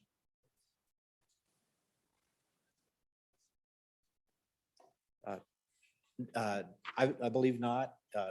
The actual language, very short, I can read it to you. So the actual repeal section 3919-102A is the Department of Revenue shall collect the following fees. Romanette 1, $10 for a certificate authorizing transfer of stock or securities for a corporation, and Romanette 2, $10 for a certificate showing no tax due. So it's only the fee.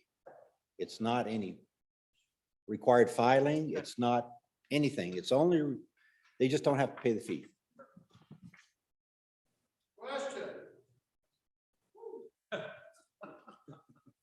Question having been called.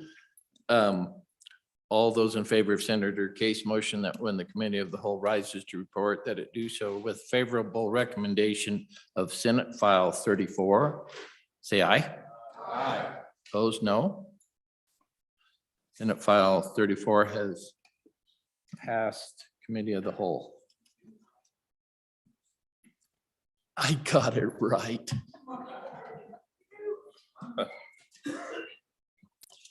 Hey, last one, folks. The next bill for your consideration is Senate File 19. Will the reading clerk please read it in? Senate File 19, County Optional Property Tax Refund Program, an act relating to taxation and revenue, sponsored by the Revenue Committee. It was referred to Committee Number 3, which returned to committee recommendation that it do pass. Ayes, Senators Baldwin, Case, James, Pappas, and Schuler. Senator Case, Chairman.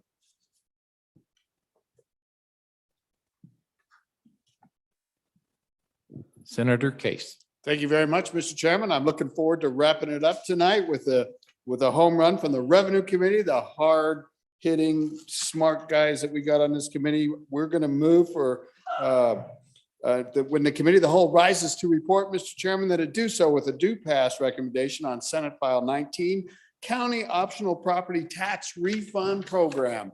Mr. Chairman, we're going to give you a chance to authorize a refund program for our hardworking taxpayers.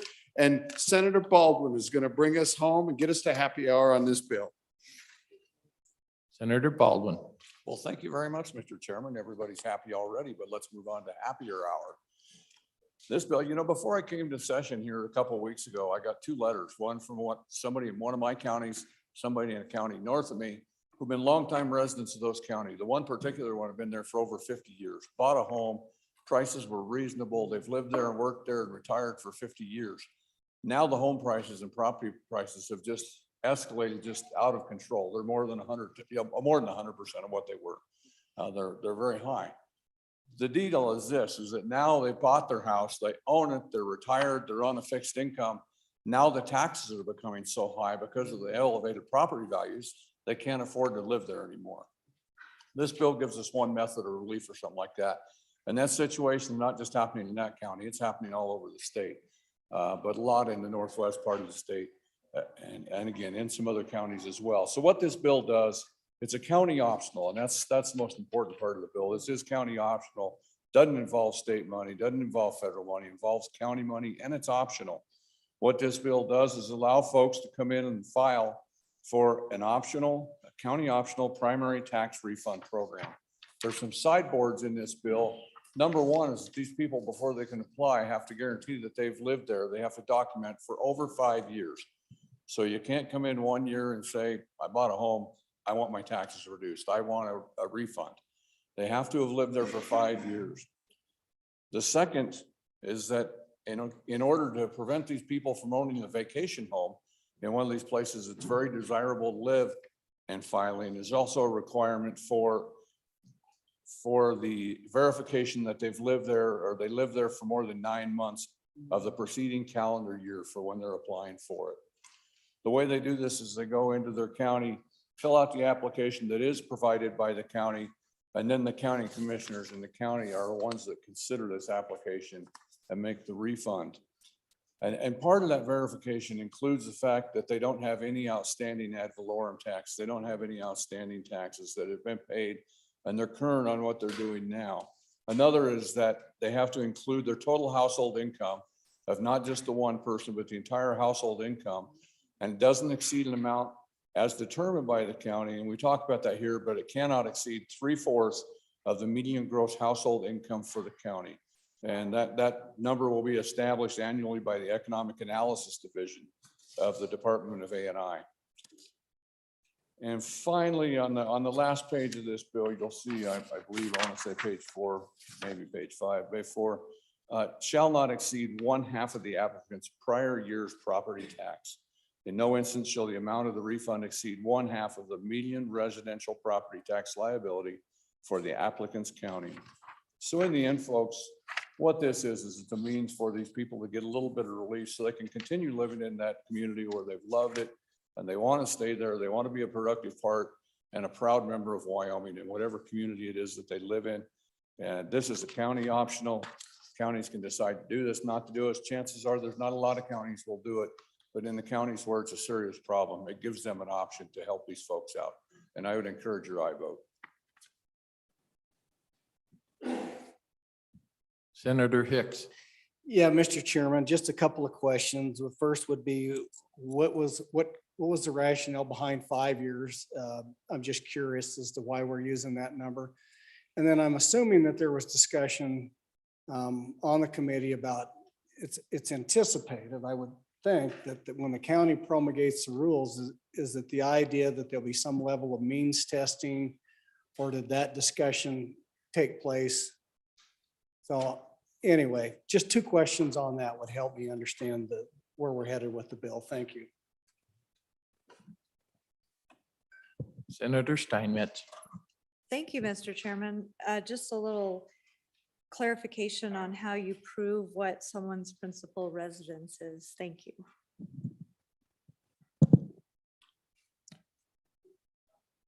Senator Rothfuss.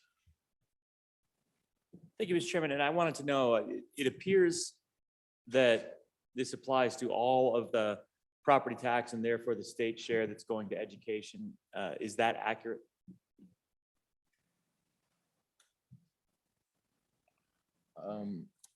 Senator Case was next, and then it'll be Well, Senator we can Cole. wait. Okay, I yield. Senator Cole. Since your mic's not working, I'll turn. They asked me to use this mic. There you go. And I would always yield to the good senator from the nice valley. A question about, can the Board of County Commissioners currently implement this program by their choice? And then they would fund it, maybe possibly through their own ARPA funds. Thank you. Senator. I'm back. Case. Thank you, Mr. Chairman. Mr. Chairman, there's quite a few questions in there. Let's try to unpack them a little bit. The county would set the income guidelines. So, but first remember, there is an exact version of this bill in law that's at the state level that applies statewide. That's statewide parameters. If we were to fund that, it costs us about $3 million. And so we fund the tax relief, but all the taxes are collected in essence between what the taxpayer pays and what we fund. It would give all of the entities that depend on those taxes their complete dollars. So schools would be protected, et cetera. County program works the same way. The county gets to set the income. It's and the taxes are, the rebates limited to 3/4 of the median income price for the property. So I guess you could think about it this way. If it's $3 million statewide, it's going to be some amount less. Some counties have higher medians than others. But the county would have to come up with the money to fund the program so that all these tax receiving entities are made whole. You with me on this one? I'm sorry if I forgot. I think I got all the questions. 5 years. I actually don't know the answer to the 5 years. So we'll have to get you that one. How do I prove I'm a resident? So, Mr. Chairman, I'm not exactly sure about that. There are some counties that have part-time residencies, and this was aimed at one of those counties that has a lot of part-time residencies, and we don't want to give the benefit for second homes, basically. And so they would have to figure out how to assess that. There's actually a time period in the bill, if I remember right. It's 9 months. So basically they're saying, if you live here for 9 months, if you live in your district for 9 months, if you live in your town for 9 months, you could qualify for this. If you live in it for 8 months and 28 days, I guess you don't. So, but that's the plan. Thank you. Senator Perkins. Thank you. I have one other question about this, if I understand. So a little bit more discussion about how entities are made whole on the county option. On this county option, I don't quite understand when you say the counties have to be made whole. I think all the obligation of the county is to turn the money over, and then which, if the counties aren't made whole, then it has an effect on every other taxpayer in the state, because because of the state guarantee on education. And so if you're not truly made whole, then what that does is you're able to have the rest of the state further subsidize your school for a decision that's made on a local level to refund taxes. So a little bit more discussion about that, because I'm not convinced that people are made whole out of that. And so local decisions have potential to have, because the way we fund schools have an effect on everybody else in the state. The other question I have is reading this, trying to read this carefully. I think it's implied, but it's not explicit that you have to own the home on which you're applying for the residence. It says you have to be a resident of the home, has to be your personal occupancy, but it doesn't require ownership. So technically, as you know, one of those sharp attorneys that looks for loopholes all the time on taxation, why I think that means I could own my house and I could have my parents supply. I could own a house in there and I could have somebody else, I might rent that house out. They can apply for the refund and receive it because they're the resident, an occupant of the home. They're not required to be the owner of the home. So I don't think that's what you intended to do, but I don't see any requirement that person be the owner of the home. It's just that it be their personal residence and they be the occupant. So if I close that loophole for my fellow attorneys, I'm sorry, but I did want to ask that question. Senator James, were you wanting to speak? Sorry. Senator Ellis? Thank you, Mr. Chairman. I agree with the prior speaker's sentiment. That was one thing I was looking for too. And I was wondering if during the committee's deliberation on this bill, if maybe that would be a limitation, is that's the only property you own. I mean, certainly we don't want an instance where someone maybe has 5 properties in that county and they, are using some for rentals and, or maybe have properties in other states. And so I was just wondering if there was discussion about maybe that being a limitation. Thank you, Mr. Chairman. Senator Case. Thank you very much, Mr. Chairman. I think that's a great idea. To bring an amendment on second reading that says this refund is only available to people that have owned their primary home and it's the only home they own. And maybe you have to do an affidavit, work on an amendment. I'll help you with it. I think that's a good idea. With regard to keeping the entities whole, we're trying to capture that on page 5, paragraph F, lines 1 through 4. It just says a refund granted under this section or this paragraph shall be funded only from the revenues of the county opting to implement that county's county optional property tax refund program. So they got to find some revenues to implement it. And the idea there is to keep everybody else whole that receives these property taxes. And I'd love if we could work with my great colleague from Natrona County, who happens to be a lawyer and a CPA, which is pretty amazing, to come up if he doesn't feel that that's tight enough to capture that intent. Thank you, Mr. Chairman. Senator Cole. Thank you, Mr. Chairman. I wasn't real clear about the answer I'd heard about the question about the Board of County Commissioners' ability to fund this program if they so choose to currently. I believe it's their ability to do that currently. And I guess I'd like to hear if that's wrong or right. Just to know what the local option is for people that have been elected locally, that know their area more, that can make those judgment calls. And in fact, I would think as a past county commissioner, if there was somebody in desperate need, I think people would be amenable to something to covering that locally because they understand the people a lot better than we possibly could here. Thank you. Senator Hicks. Yeah, Mr. Chairman, a question we already have in the green books, a county property tax deferral program. And I believe there is an income level associated with that. And that's already out there. And I'm aware of only one county that I think has adopted that. And so what that program it does is allow those individuals, maybe low income, to be able to defer those property taxes until which time they cease to own that property. And at that point in time, the county then collects the tax based on the sale of that property. So that's one program that's already out there and available. And I believe there's one county that's adopted it. But I'm wondering, is this meant to complement that program or is this just another program to do the same thing? And so just a little explanation on that. Dope, Mr. Chairman. Senator Case. Thank you, Mr. Chairman. Mr. Chairman, to my good colleague, former county commissioner, I'm not aware that there's statutory authority for counties to do this now. Counties had a little bit more limited home rule as opposed to our cities and towns too. So I'm not sure that how they would reach and come to that conclusion. There is a statewide program. And I'm not aware of any county venturing off on their own without statutory authority. This clearly gives the county statutory authority to do it. It is not the same as a deferral program, which our good colleague from Carbon County brought up.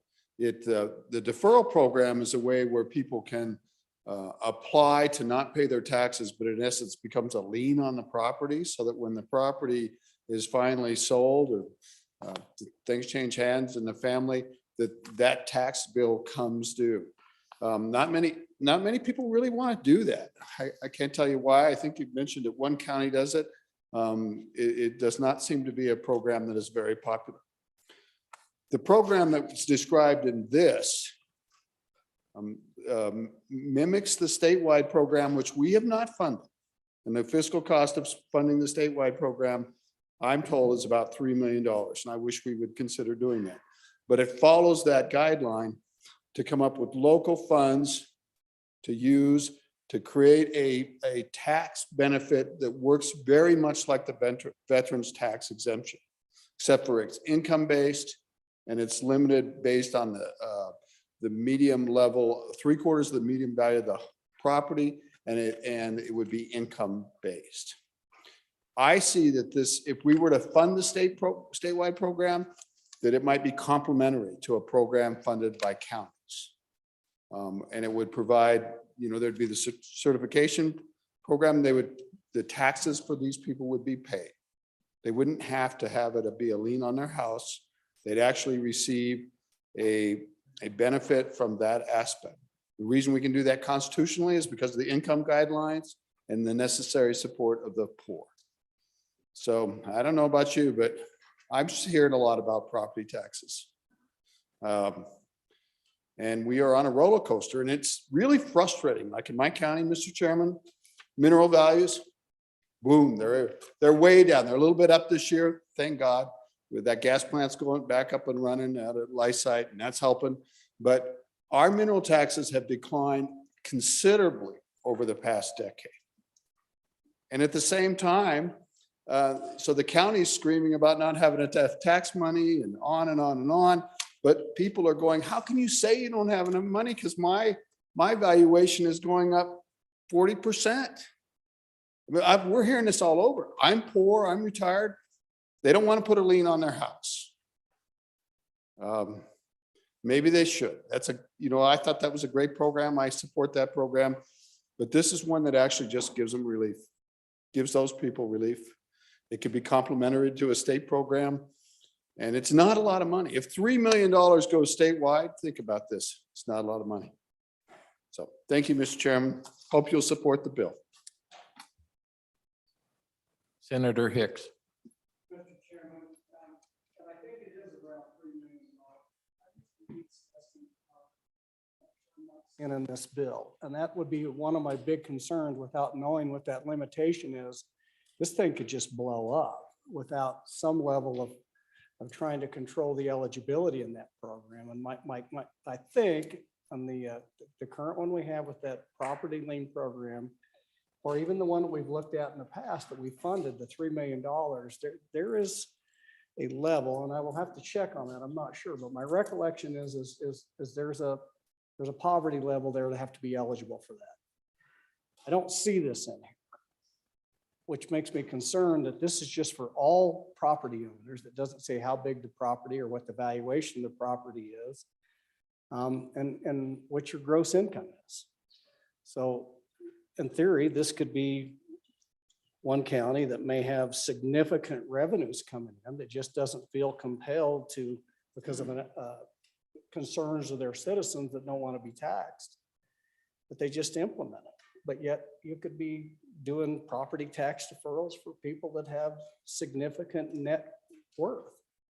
And so I'm not saying that a county would do that, And I'm saying without some level of controlling the eligibility based on means, there's no restriction from doing that also. And so that's just a concern that I have. Maybe the chairman can address that.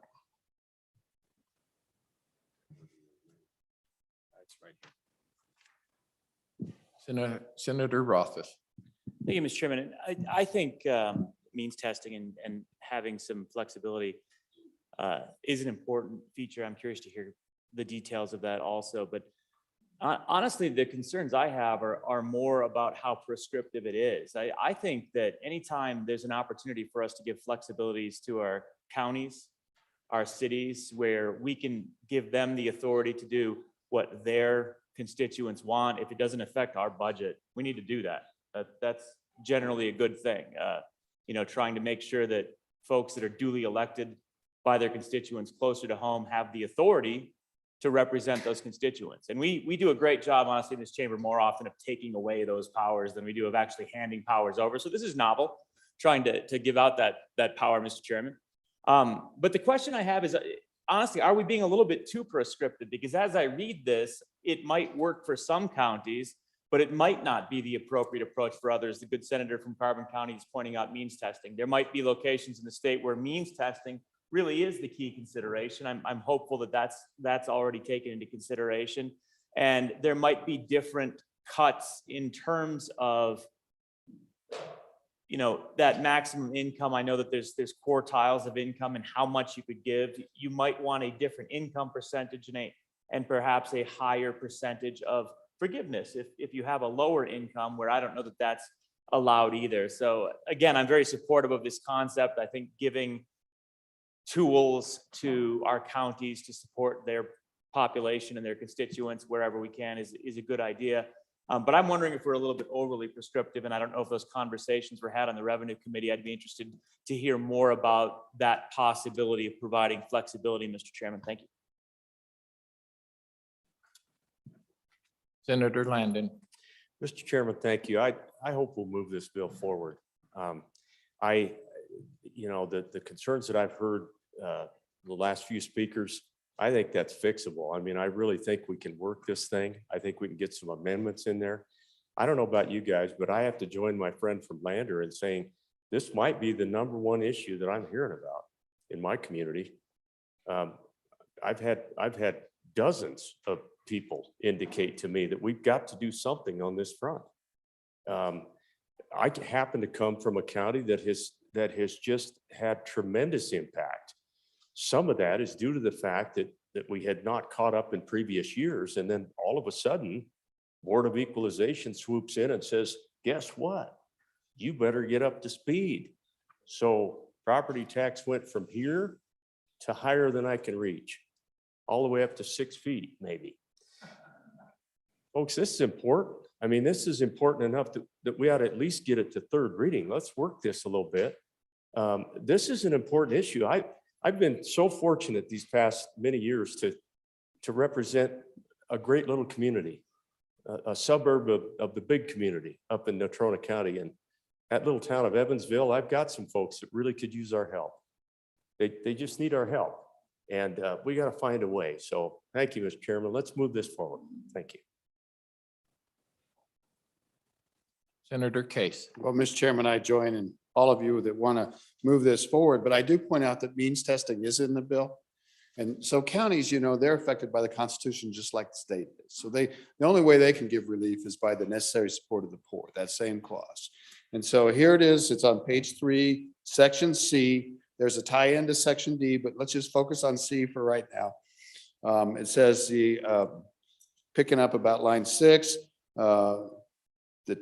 for the preceding year, the tax has to be timely paid. And line 7, if the person's gross income, including the total household income of which the person is a member, does not exceed an amount as determined by the county, that's not open-ended, read the rest of it, which shall not exceed 3/4 of the median gross household income for the county as determined annually by the Economic Analysis Division of the Department of Administration and Information.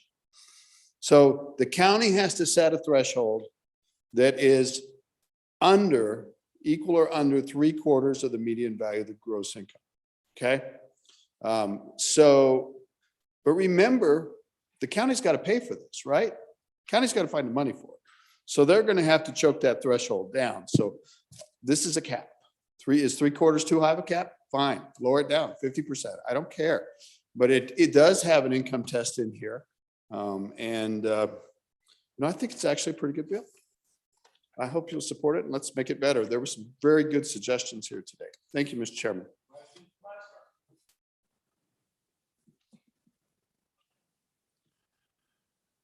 All those in favor of Senator Case's motion that when the committee of the whole rises to report that it do so with a favorable recommendation of Senate File 19, please say aye.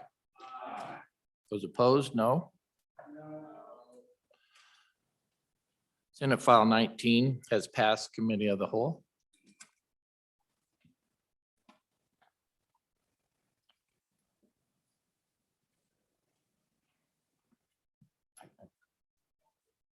That clears the desk.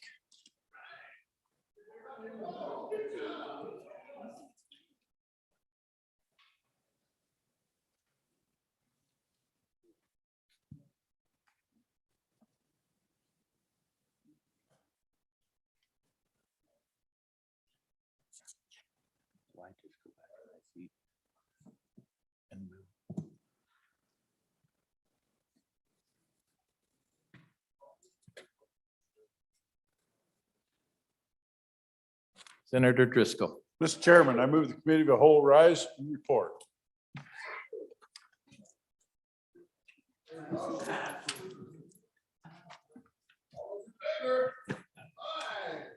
All in favor, say aye. Opposed? No.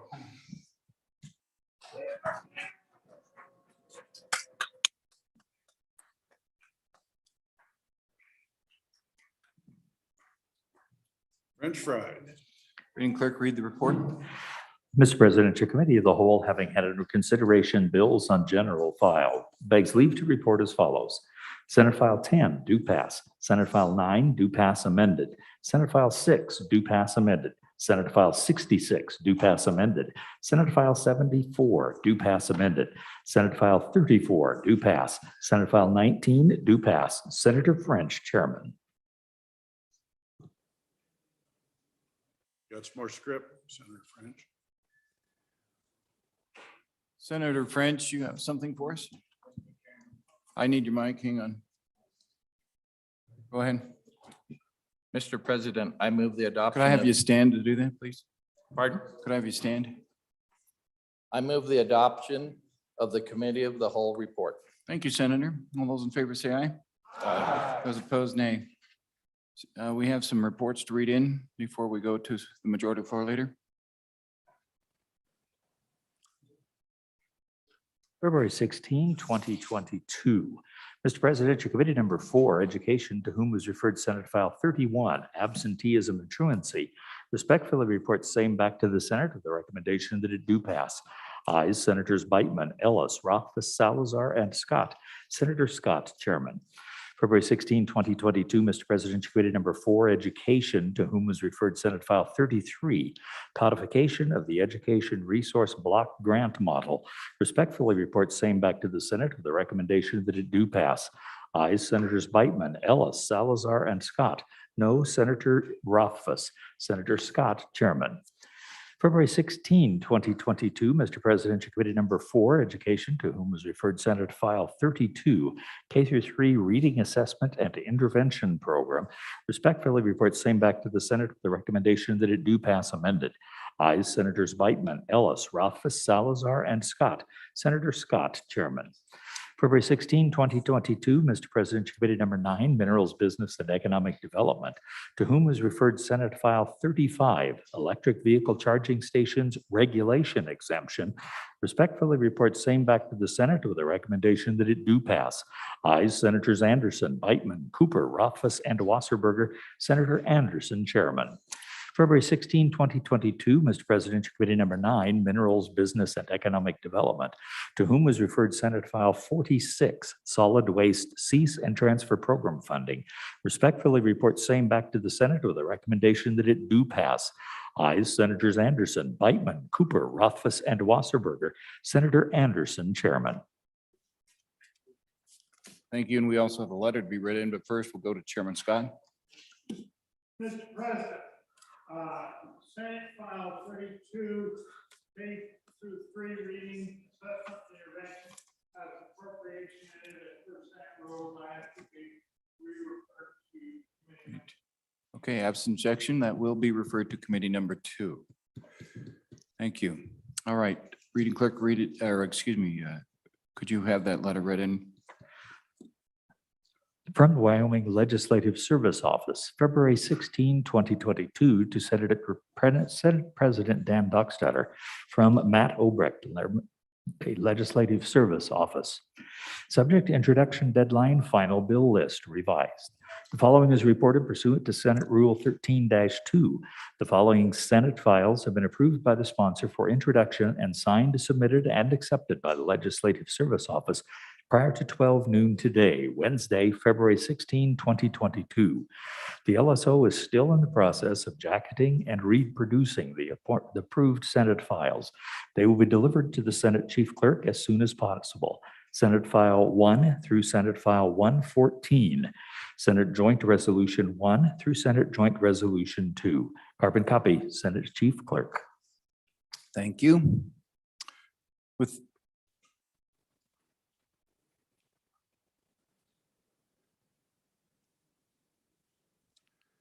With that, Mr. Majority Floor Leader, that clears the desk.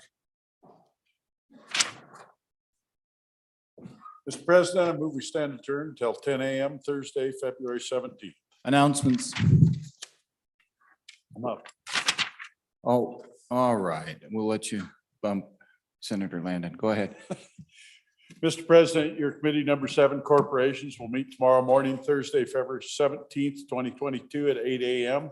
Stay in the State Capitol Room 110, W110, and online to take up Senate File 49, repeal of specified state boards and commissions. Senator Landon. Should be watching.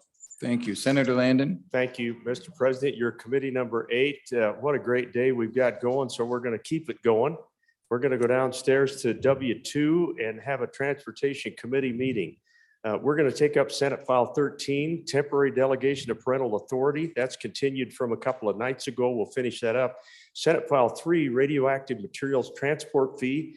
And if time permits, we'll get to Senate File 18, county road maintenance fund amendments, and Senate File 17, automated transport of cargo and goods. Thank you, Mr. President. Thank you. Over to Senator Ellis and then Senator Wasserberger. Thank you, Mr. President. Committee number 6, Travel, Recreation, Wildlife, and Cultural Resources Committee will not meet tomorrow. We have one bill that we'll probably take up next week and see how we do with other committee or bills assigned to our committee. So maybe we can group some of that up. And I know that makes Senator Salazar very sad. He wanted to meet at 5:30 a.m. So, but no meeting tomorrow. Hey, I like those hours though. Senator Wasserberger. Thank you, Mr. President. Your committee, Senate Agriculture, will meet on Thursday, February 17th, 2022 upon adjournment in the Capitol Extension Room W002 and online to hear the following bills. Senate File 48, 2022 large project funding, Senate File 80, omnibus water bill construction, and Senate File 82, supplemental water development funding. Thank you, Mr. President. Thank you. Senator Perkins.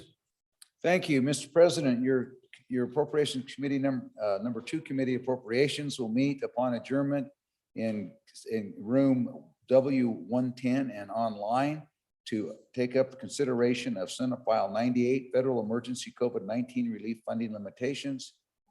And also I believe we have 3 re-referrals that we'll also be undertaking, which are Senate File 8, which is Weed and Pest Reorganization, Senate File 38, which is monthly ad valorem tax revisions, and re-referral of Senate File 32, K3 Reading Assessment Intervention Program.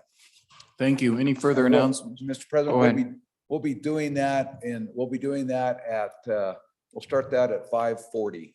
5:40. Okay. Any further announcements? Further announcements? You've heard the motion. All those in favor say aye. Those opposed, no. Senate will stand adjourned until 10 a.m. Thursday, February 17th.